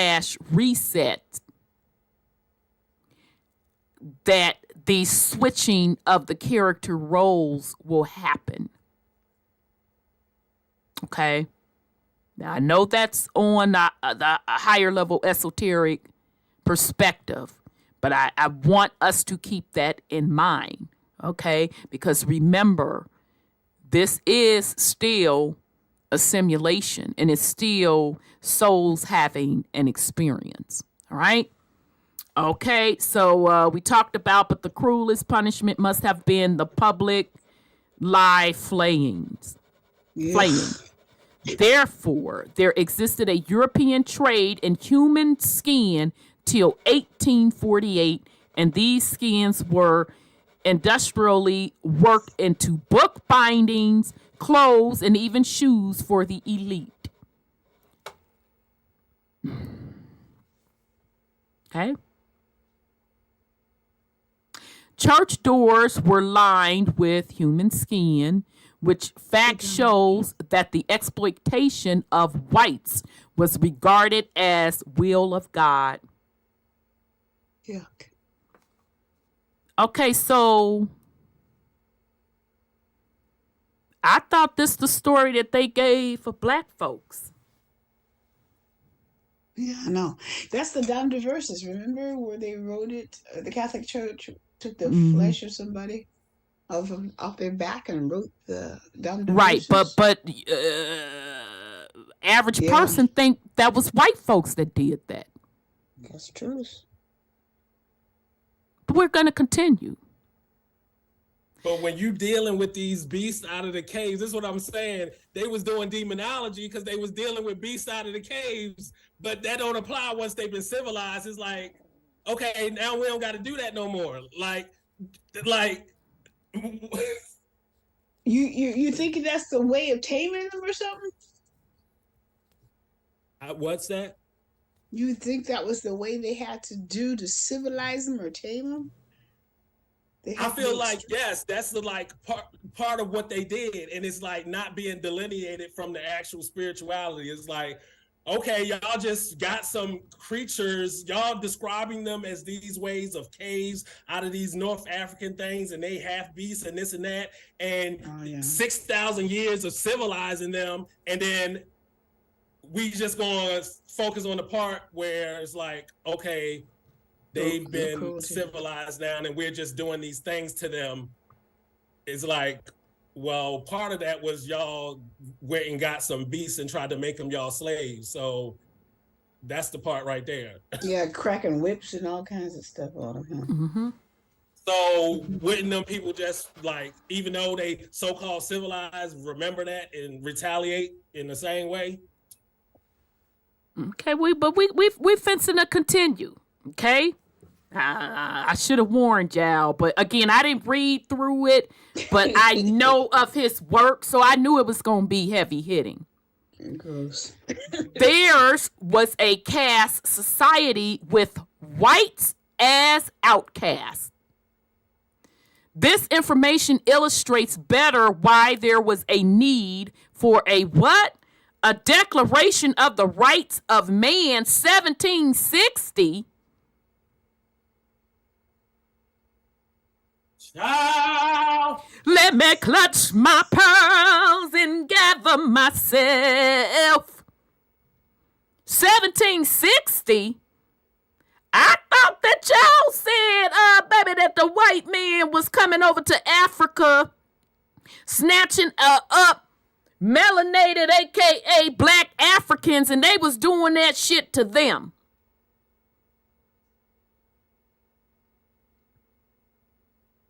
Because this right here was 1760 was the, that was, quote, quote, their official story. They telling of slavery, African slavery, that shit, that's in the motherfucking thick of it.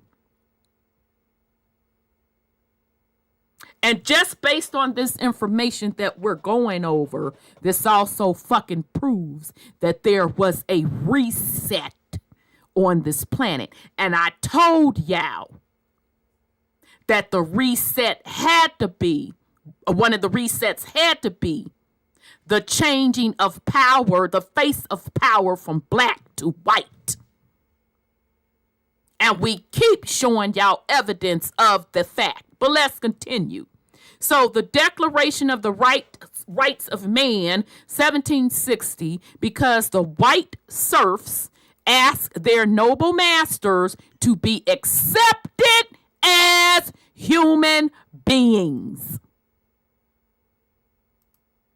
But then they were indeed not. So I'm like, yo, it makes sense that they would ask to do that because you done brought them out these motherfucking caves and got them, and you like, be like us and be civilized. And like, that is not their nature. So why the fuck did you try to do that?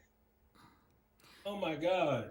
And I would even, I'm going to counter that. Because I'm minding my business. Okay? Don't matter that I'm in the cave. Don't matter none of that.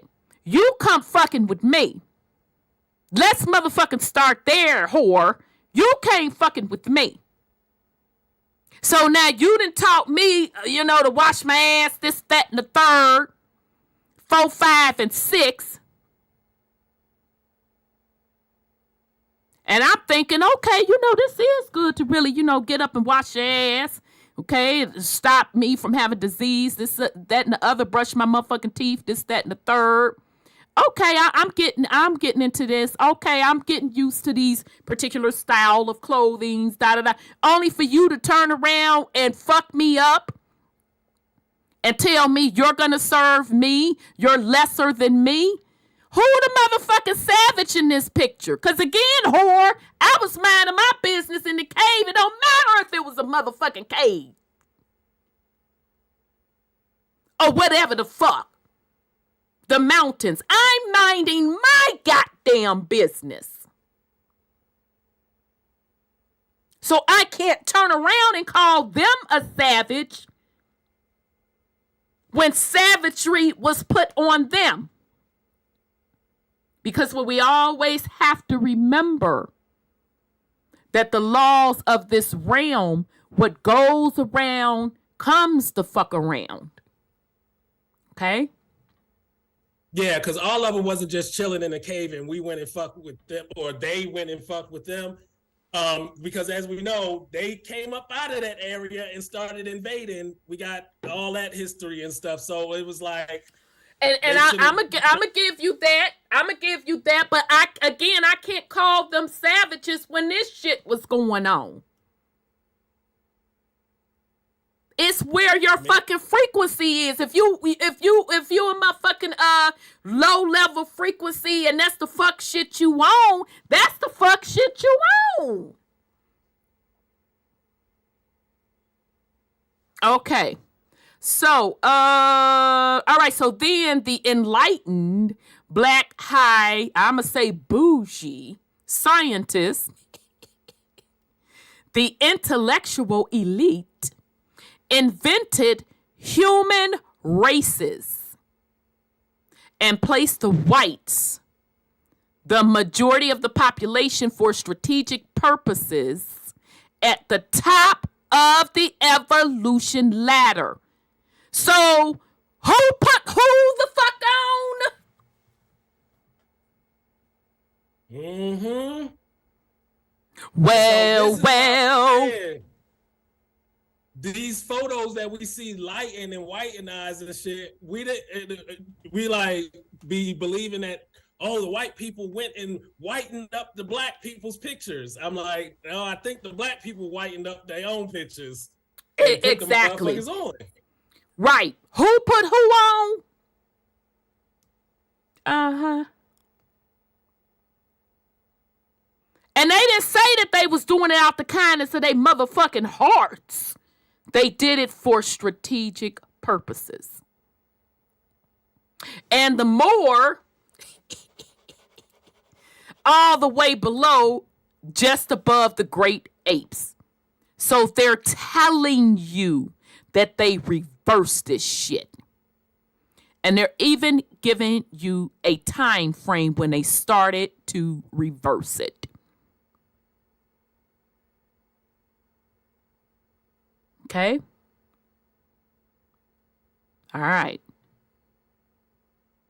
The more Othello, Mr. Elton, Black Madonnas, and the heraldic Little Moors symbolize nobility and black superiority. I'll just highlight this bitch so you can see it for what it is.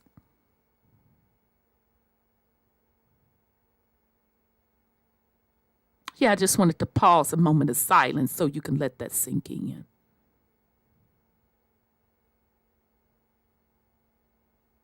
The Black Madonna and the Moors symbolized nobility and black superiority. But where are they? Just above the great apes. Uh-huh. But we're finna continue.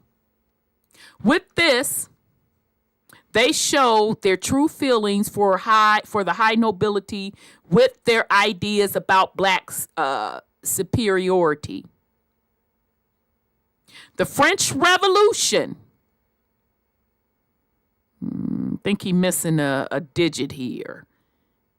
I'm going to assume, I don't know, shit. Somebody will have to look up the French Revolutionary dates. But anyway, the French Revolution initiated a change, and brought the middling classes, the capitalist elite to power, but little change for the poor working class people.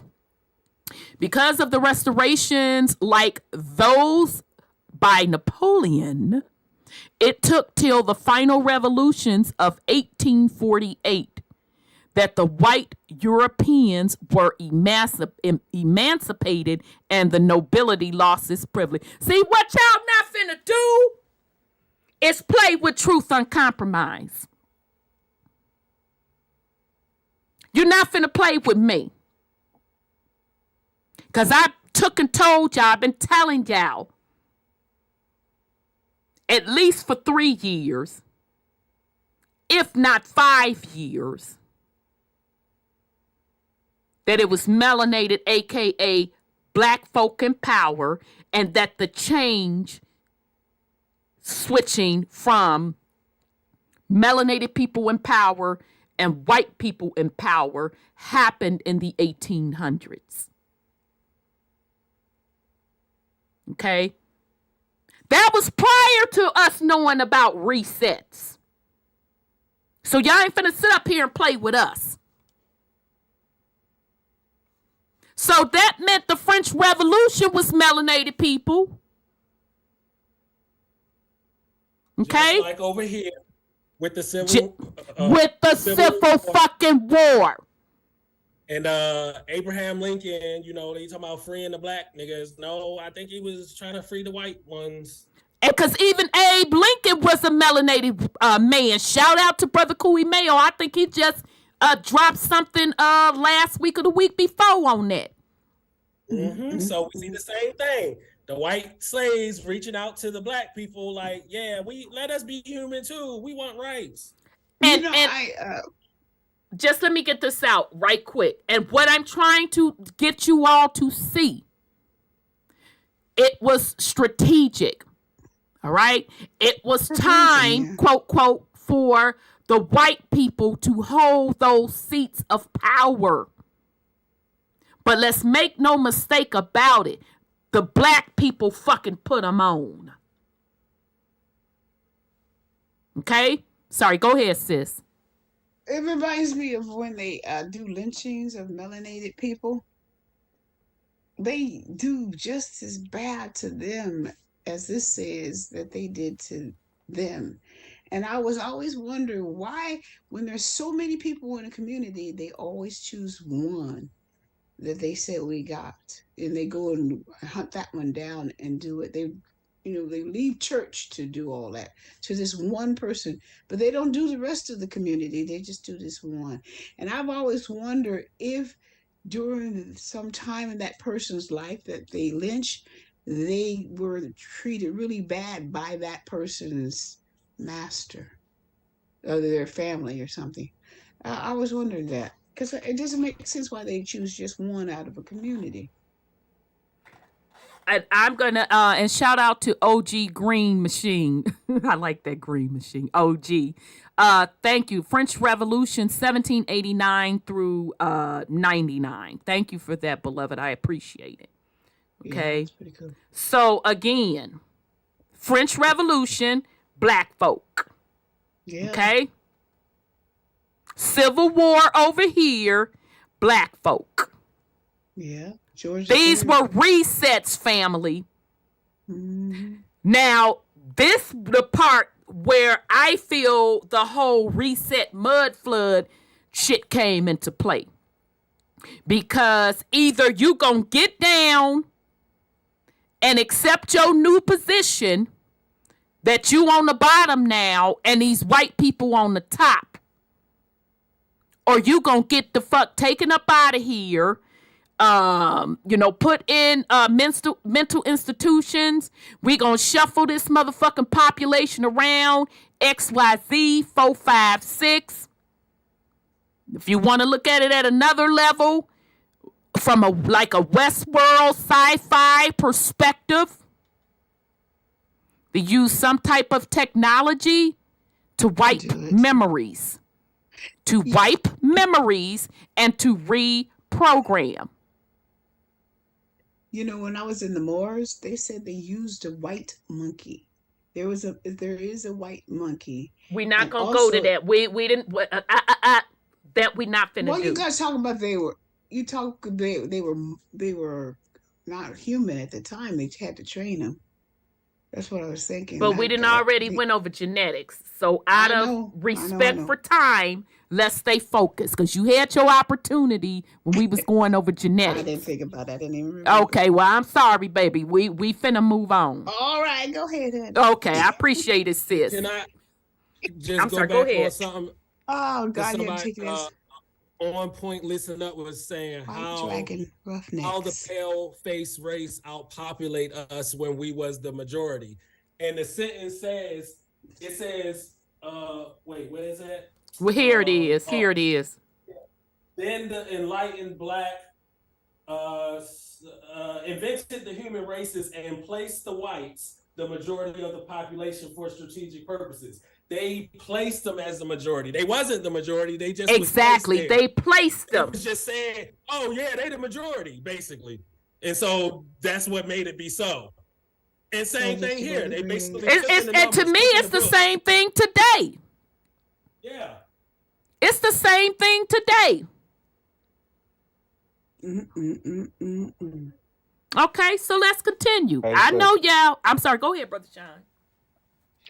But that's when you take it off into the whole status thing, as far as for them being the majority. That's a good point.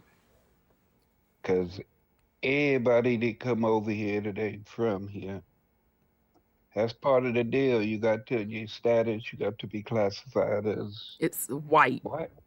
Yep. Yep, that's true. Good point. Yep. Yep. Very good points, you all. Okay, yep. Okay, so I hope y'all seeing in these states, French Revolution, black folk. Napoleon them, 1848, black folk.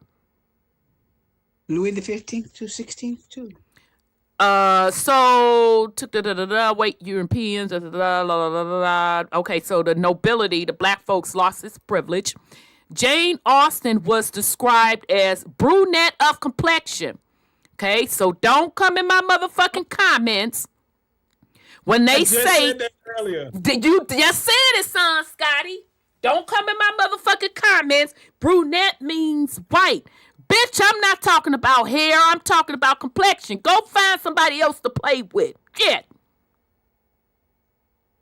So again, Jane Austen was described as brunette of complexion, and in that Jacobite gleaning, sometimes you saw a description of brunette also describing skin. So brunette complexion and a brown, not a pink color. All right. And she made all of her novels, novel personas. How did you say personages? And explain to the fam what that means again, so we can learn that it's something tonight. This means like, you know, a representation of a person of status. So she's an author. So she's a novelist. So this depiction of her is a person of status. So it's not going to be just like, oh, we just did a picture of a person. It's of their personage. Noble blood. Noble. So light brown, very brown, and black of complexion. And she if y'all remember from the what was it with the on Netflix, Shonda Rhimes with the Queen. Charlotte. When she was getting her personage done, because she's royal. And remember, old girl said lighten the shit. It wasn't lighten enough. Right. Her mammy-in-law said, mammy-in-law.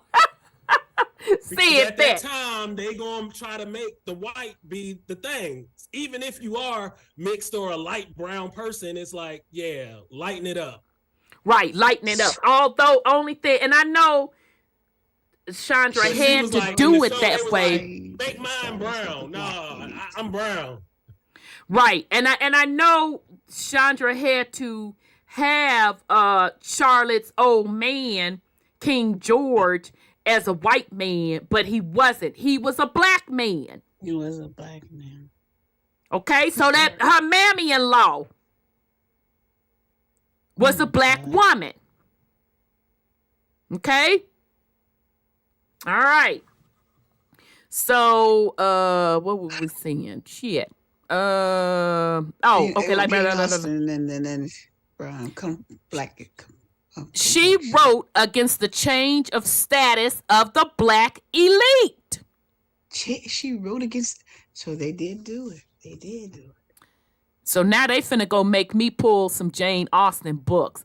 And had I not learned about, the true black European lineage and stuff, y'all, I never liked them period European movies. I used to be knocked the fuck out. Now I be in that bitch like, okay, now see, yeah, I know you trying to point such and thus so out, so now I'm finna go pull Jane shit and read through a few of her little things. So what you say, there it is. I be going back. I was like, it all makes sense, because I was. Don't it all make sense? Yeah. All of this makes sense. Everything. Watch it. I'm like, oh my God. Like, and that's how you know, like, your being is pulled towards trying to find the truth, where you can go back and realize, like, oh, even then, even though I didn't have all the resources and all the shit lined up to put it together, something in me knew shit wasn't adding up. You knew it wasn't adding up. Because at the soul level, you like, just something ain't right. So, son Scotty, what did you say that you said the the ceremonies, ceremonies. What did you say? Oh, Suriname is a country in South America. Okay, because they're saying here. Would you say that's the Suriname, or what would you say this is? I don't know if you're looking at your screen. The ceremonies governors. Yeah. I don't know if that's. Yeah, I would have to figure out because I feel like they writing from the perspective of some like this wherever they have this information is held in this country or something. I don't know why they keep referencing Suriname. I would have to figure out. Exactly. Okay. All right. So you don't know if that's a one-to-one relationship. Okay, and that's cool. So the Surinamese governors and slave masters were members of this colored or noble aristocrat. Oh my God, this is whacked. Because the title of the document said I feel like they're saying this country, which is because it's I think they were like a Dutch colony. You know how they have. Oh, that's a very good point. Yeah, that's a good point. Colonies of these other places that follow the same. That's a very good point. I feel you. They say it's in South America. Okay. Republic of South America. Okay, and I can ask. It's right next to Guyana and stuff. Guyana with all the what happened. Okay, over there. and I can ask. I can see it. Hopefully he'll respond. I can ask. Wow. Okay. But the point being, I want us to let's get back refocused. Who were the slave masters? The melanated folks. The nobles. Yep. The aristocrat. They were rude and mean. It's a good lesson, isn't it? Teach you how to be better. Oh, somebody says, Janelle says, Suriname. Is it Suriname or Suriname? Suriname. I think I just may have pronounced it right, but my country is probably still ain't pronouncing it right. It's considered part of the Caribbean. And also along with Belize and Guyana. And I know I'm not pronounced because I know that last one, a lot of people put that back to Africa. Okay, sweetie. So thank you for that. Okay. Thank you for that. Okay, where did we go? And they consider it part of the Caribbean because there's a lot of black people there. South America, yeah. It's in South America, just like Belize is part of Central America, but there's a lot of black people there. So that's why they probably consider it to be Okay, so Suriname. Okay, thank you, sweet pea. Oh, that's easier. Suriname. That's easier to do it. Yeah, because you know that it be fucking with our head the way it be spelled. Suriname. Okay, so, but we do know that those particular they became colonies. Okay, and remember we told you that those colonies were black folks, black Europeans that were ruling over those colonies, putting their mans and them on there. And it was black folks that were already in the Caribbeans and all of that. Okay. All right. So can we just read the next sentence because they about to explain what they did. Okay, shit. I know they probably shut the hell up and read. Why did they do it? Okay, so the slave masters, remember, they were the colored noble aristocrats. After 1848, history became a revisionist. Thus painted white. Child clutching my pearls. They created a fake whitened history by using whitened, fashionable, and propagandist portraits that were commissioned by the brown and black complexion elite. So now, baby. Literally what I've been saying. Exactly. You see, you can't come over here and play with truth and compromise. What the hell? This is some shit. This is the You shit. can't come over to truth and compromise and play with us. We've been ticking and tooking and telling you for years that black folks set this shit up. So you can't even say that the whites came in, fucked up the black people, repainted the shit. We fucking told y'all they put them on. We've been fucking telling y'all that for years.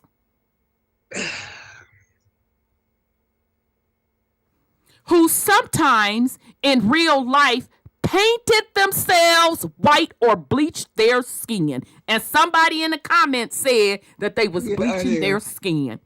Bleaching their skin. See, we don't fucking play Yes, over sir. here. Yes, sir. And people get mad about blackface. Ooh, yeah, baby. Yeah, that's their color, huh? It's all about the color back and forth. Like, of course, they want to be in blackface. And they don't know. Why They is like, this what you coming out now? What's How wrong long with has this it? person been out there? And then now we like, it's racist. It's racist. But and yet don't in the Caribbeans today, they're still bleaching their motherfucking skin, looking a hot motherfucking mess with a capital H, baby. Bleach bandit skin. Sosa look a hot mess. He was a beautiful melanated man. Very, very handsome. And his original melanated skin, he looked like a fucking creature now. Oh, wow. I'm like, I don't even know how anybody would want to have relations with him. I can't, goddamn it, I'm trying to match up your parts. Did you bleach everything? Because goddamn it, do that match up to the, baby, I can't do it. But let's continue. Bleach it all. Child. But you got these big ass, thick ass lips and this woolly hair. I'm like, nah, babe, that don't do it for me. I'm really a black man, but well, baby, I don't care about that. I'm just going on your skin because you didn't bleached it on out, and it ain't about if you Caucasian, you Caucasian. But you didn't bleached it out. You freaking me the fuck out because you got woolly hair, big thick ass lips. You built like a melanated man, but I can't do it, baby. I can't do it. You're gonna have to get somebody else to do it. But let's continue. So, so Jane Austen, I'm finna pick up some of your stuff. I ain't finna try to play. Now I got to go pick up your stuff. Okay. So they bleach their skin. The merit of the blue blood theory is deconstructing revisionism in history and deconstruction of racism against blacks, which was caused by the cruel but civilizing and Christianing oppression. Whites fear and hate blacks because blacks once ruled over them. That's what they did in the South. They hated them. I'm just going to read that for the slow ones in the back. In case you think that, quote, Caucasians just woke up out the motherfucking bed and don't like black people. Okay. Now, of course, we know as the hundreds of years transpired, as the reset took place and they revised history, a lot of folks think this concept of white supremacy, but he is giving you the root at the soul level. They're like, motherfucker, people that look like you enslaved my people. Whites fear and hate blacks because blacks once ruled them. Racism is a liberation ideology. All unscientific theories about race and skull measuring, etc., were invented to declare these historical blacks to be whites and thus hide black supremacy rule. So shout out to legendary Top Cats, because he go in on his rant about them goddamn skulls. All right? So you can put this in your arsenal. Okay? So Pan-Africans, it's looking pretty bad, sweet pea. It ain't looking good for you, beloved. They want to be African, though. Let them be it. Oh, yeah, I'm good. I'm good. Now, make no mistakes about it. TT Rhonda, I don't have an issue with that. Just don't come fucking with me. Telling me what I ain't. But you go on and do you. I'm just saying, beloved, that them arguments that you be using, baby, that shit is dead.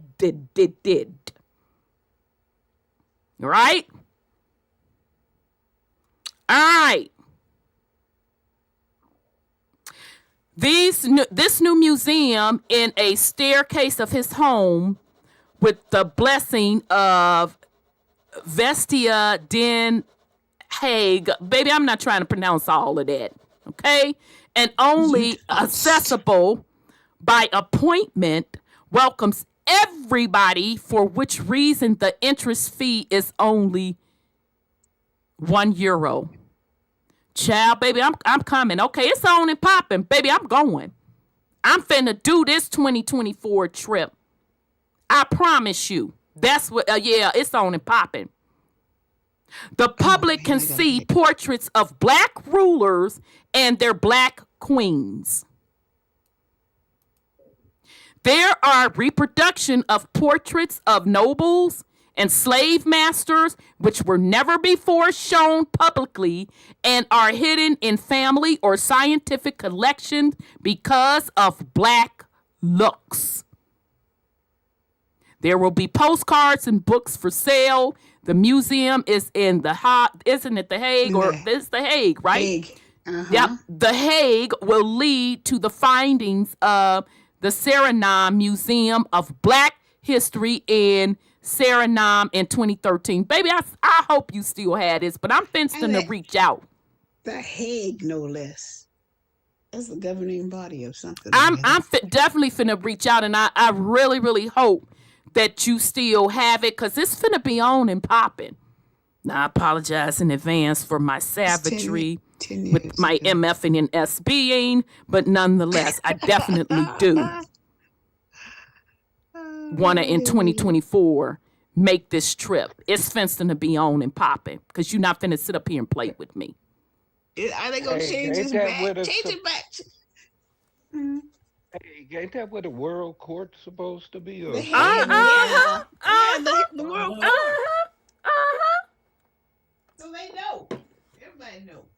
Yeah, they was at The Hague in Black Panther. Sure in the hell was.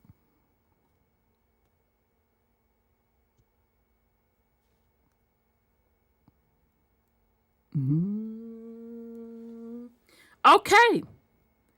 So we only got to the first page. Hey, we only through the first page, right? That's the first page? Yeah, child, that's only the first page. So I think that's enough for tonight. We're gonna have to, damn it, child. Next week is this helly day. Shit. What is next week? I don't know if I'm gonna be on the air next week. Shit. The 23rd. Because isn't it Turkey Day next week? Yeah. I still might pop up, because now I'm all excited to get through this damn document. So why is it out now? What do you mean, why is it out now? I told you how I got this. It's a time for the reset now, again. What are you talking about? Why is what out now? This document. Don't you see the date down here? He Yeah, just I know, said. 2013. Okay, so let me back up again how I got this information. Okay. Yeah. I was minding my business about 4 years ago, posting some of the pictures that this particular gentleman, and let me go back up to give him his credit.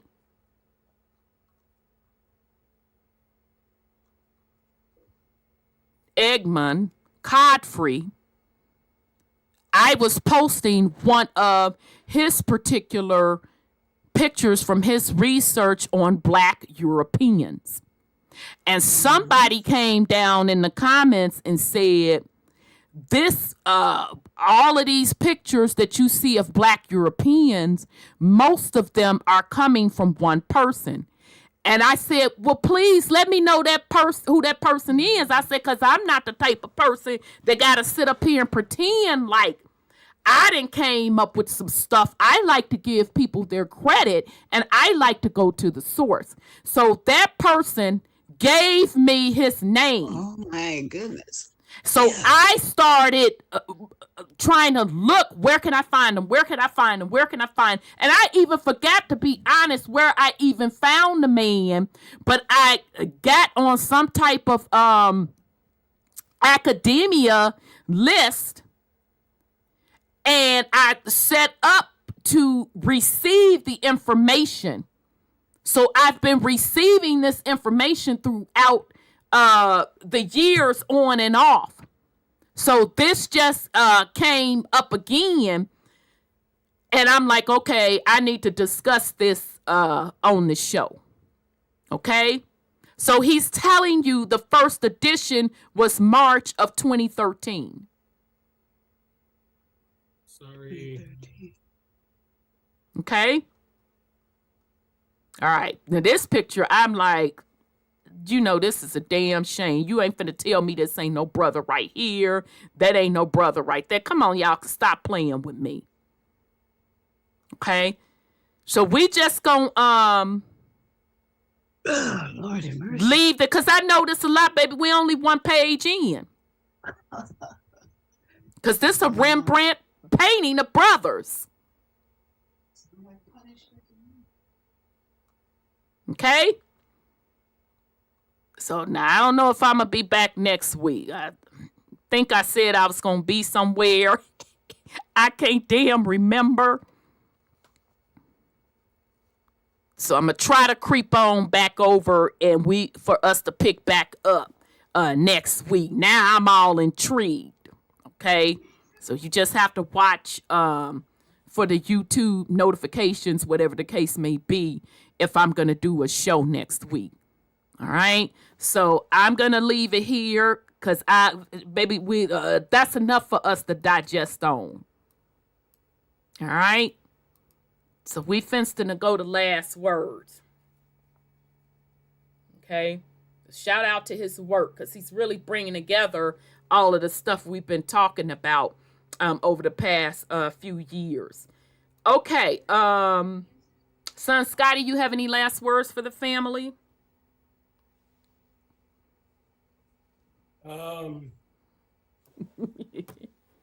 Yeah, you know, family, we're going into these holiday seasons, these holy days, and as we just came over this information, which was, I guess, just the tip of the iceberg, as far as, like, you know,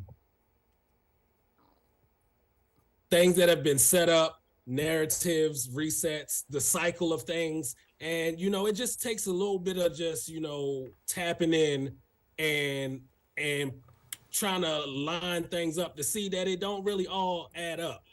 And the more you don't consent to shit not adding up, because that's another thing, going back to what Brother Sean was saying earlier in the show, is that, you know, all this consent and giving passes and letting things slide adds up over time. And you should be more along the lines of like, I don't accept that. that's not the business. It's not cool. That's not beneficial to being progressive for myself, for my family, for Right. what I want to do while I'm here in this realm. So, family, I love you guys. Celebrate however you want to celebrate. Stay Absolutely. safe. And I'll see you whenever my Rhonda come back. She be busy holding it down for us, always bringing us. Cause like my mind's really blown on this. Like I know, and I know. I already I knew that in my soul, because all of his work is like that.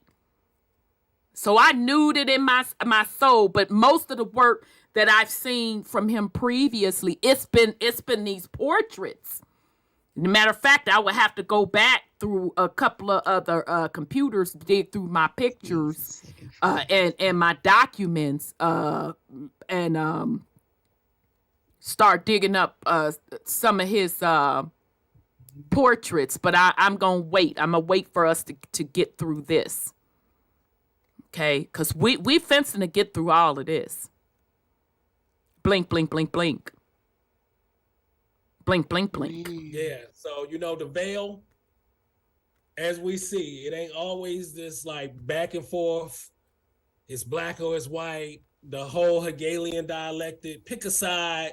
When both sides is on some bullshit, they set up the sides for you to not see anything outside of that. So, if motherfuckers gonna create a whole false narrative history just to, deceive you and keep you off track, you really got to know what really is inside you. Absolutely. So, I love y'all. Stay blessed. Don't get a pass to the bullshit. Indeed. Love you too, son. Sis Sandra, you have any last words for the family? I know. This is like a punishment, I think, because there's certain places. Somebody posted kings and stuff where some of the kings were cut off. He didn't say how they were cut off, but they were cut off. Because they strayed away from what he wanted them to do. They were doing whatever they wanted to do. Who is the they and the he? You know how we are over here. It's in the scriptures. Okay. I didn't even know you was on the Bible, baby. I apologize. I'm with you now, because I'm like, who is they? She talking about a boy providing information, and they better who's they? I'm confused. Okay, I'm with you, sis. Go ahead. I'm listening to this based on what the Bible has said in the Old Testament about how we acted as a people group and how the rulers acted so bad that one sect of the rulership was cut off. And I've always wondered how they were cut off.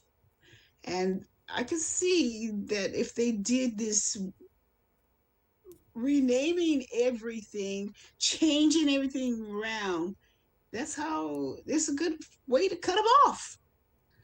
And you read that up front, what they did wrong to other people. They were cruel. They were really cruel.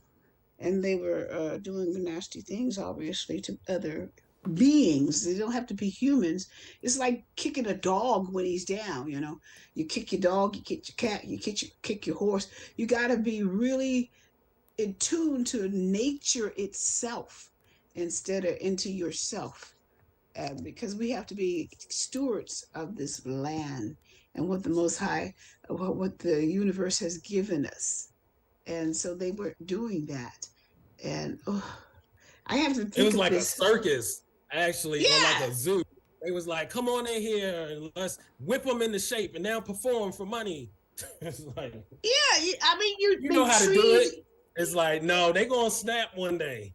Like, yeah, and I am going to change the particular title of this because I didn't expect for this document to hit this hard. Like I said, I thought, to be honest, he was just gonna go into the different paintings, but shit. So now I'm gonna have to pause. Our series, so people will really know what this is going to be about, because it's probably going to take us a couple of shows to get through this, because this is important information. It's really, really, really important information, and I don't want it to get buried in the spiritual stuff. So I am going to retitle this particular show, and going forward until we get through this information, it's going to be a little mini series, and then we'll get back to the series that we're on now, because shit, we only got through one page, and he was sitting there like boom, boom, boom, boom, He boom. was knocking us down. Like, he was, oh my God, this is wild. Yeah. It really is more than a mouthful, more than my brain. I'm getting a headache just thinking about. I know, that's why I didn't want to go to the next page, because the first page was just enough for us to digest. Yeah, it was. So, oh my goodness, I know. Okay, Thank you, Brother Sean. You have any last words for the family? Well, as we've explained before, for our Moorish brethren, Yaqub and all them type folk. Child. Yeah, that was what I was talking about. These your badass children. Your chitlins. Running around this bitch. Tearing everything up.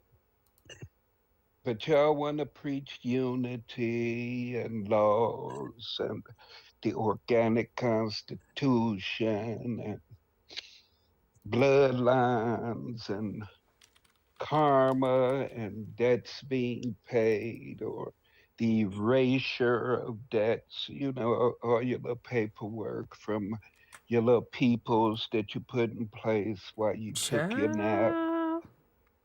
Not nap. You dead ass wrong. Not nap though, Brother Sean. But continue. We be wrong as fuck. All this shit is your fault. You're under dig. So all that paperwork you be talking about, and all this shit, there's bonds and cash and all this shit in and whatnot.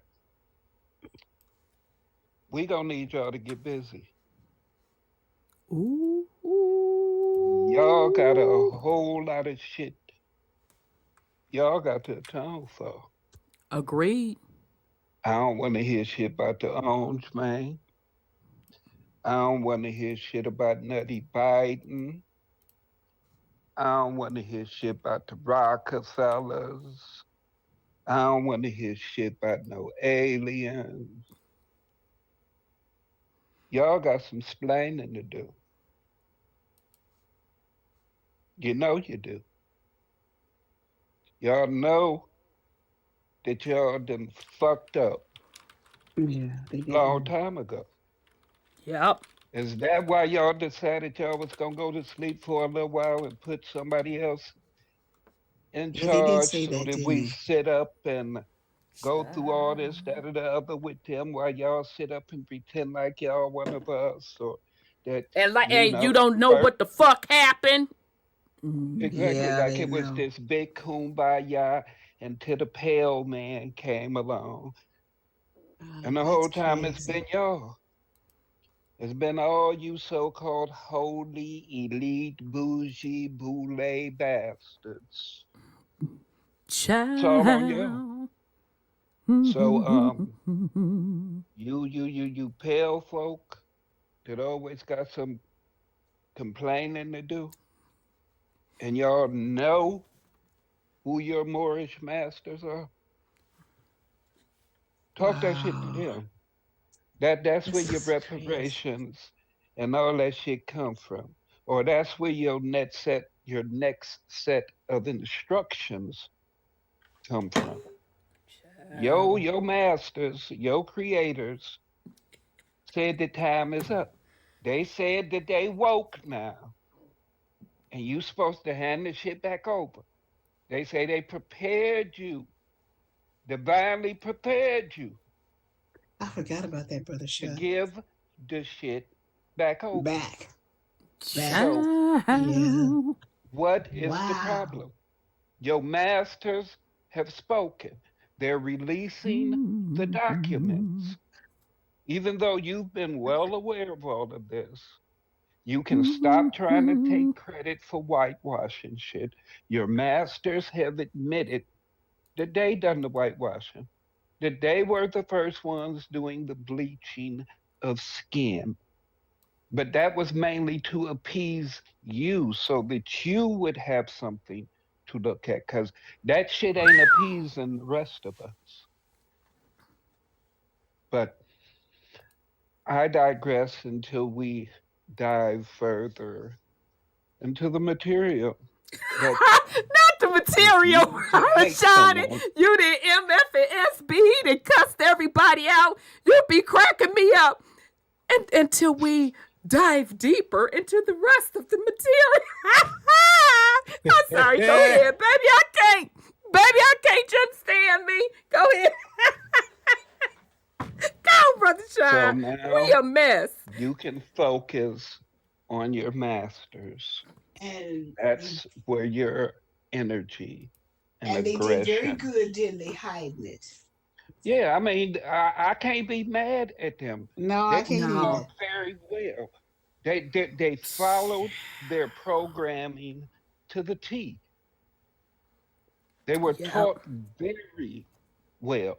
And to be angry with them for learning their lessons. That lesson. We need to learn our motherfucking lesson. Yeah, that's what the goddamn problem is. We ain't 1000% agree. Exactly. Yes. But I love y'all, family. Hold us in power.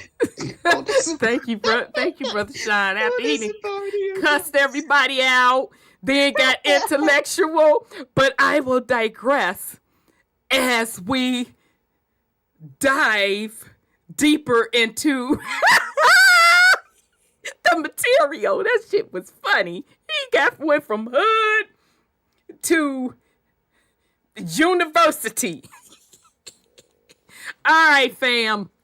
So thank you all so much. Thank you to son Scotty for joining us. Thanks to sis Sandra for joining us. Thanks to Brother Sean for joining us. And shout out to oh my God, this information I didn't expect for it to hit hard. I really expected for us to just be getting up into the paintings and stuff. But shout out to Egmond Codfried for this information. We're going to pick back up next week.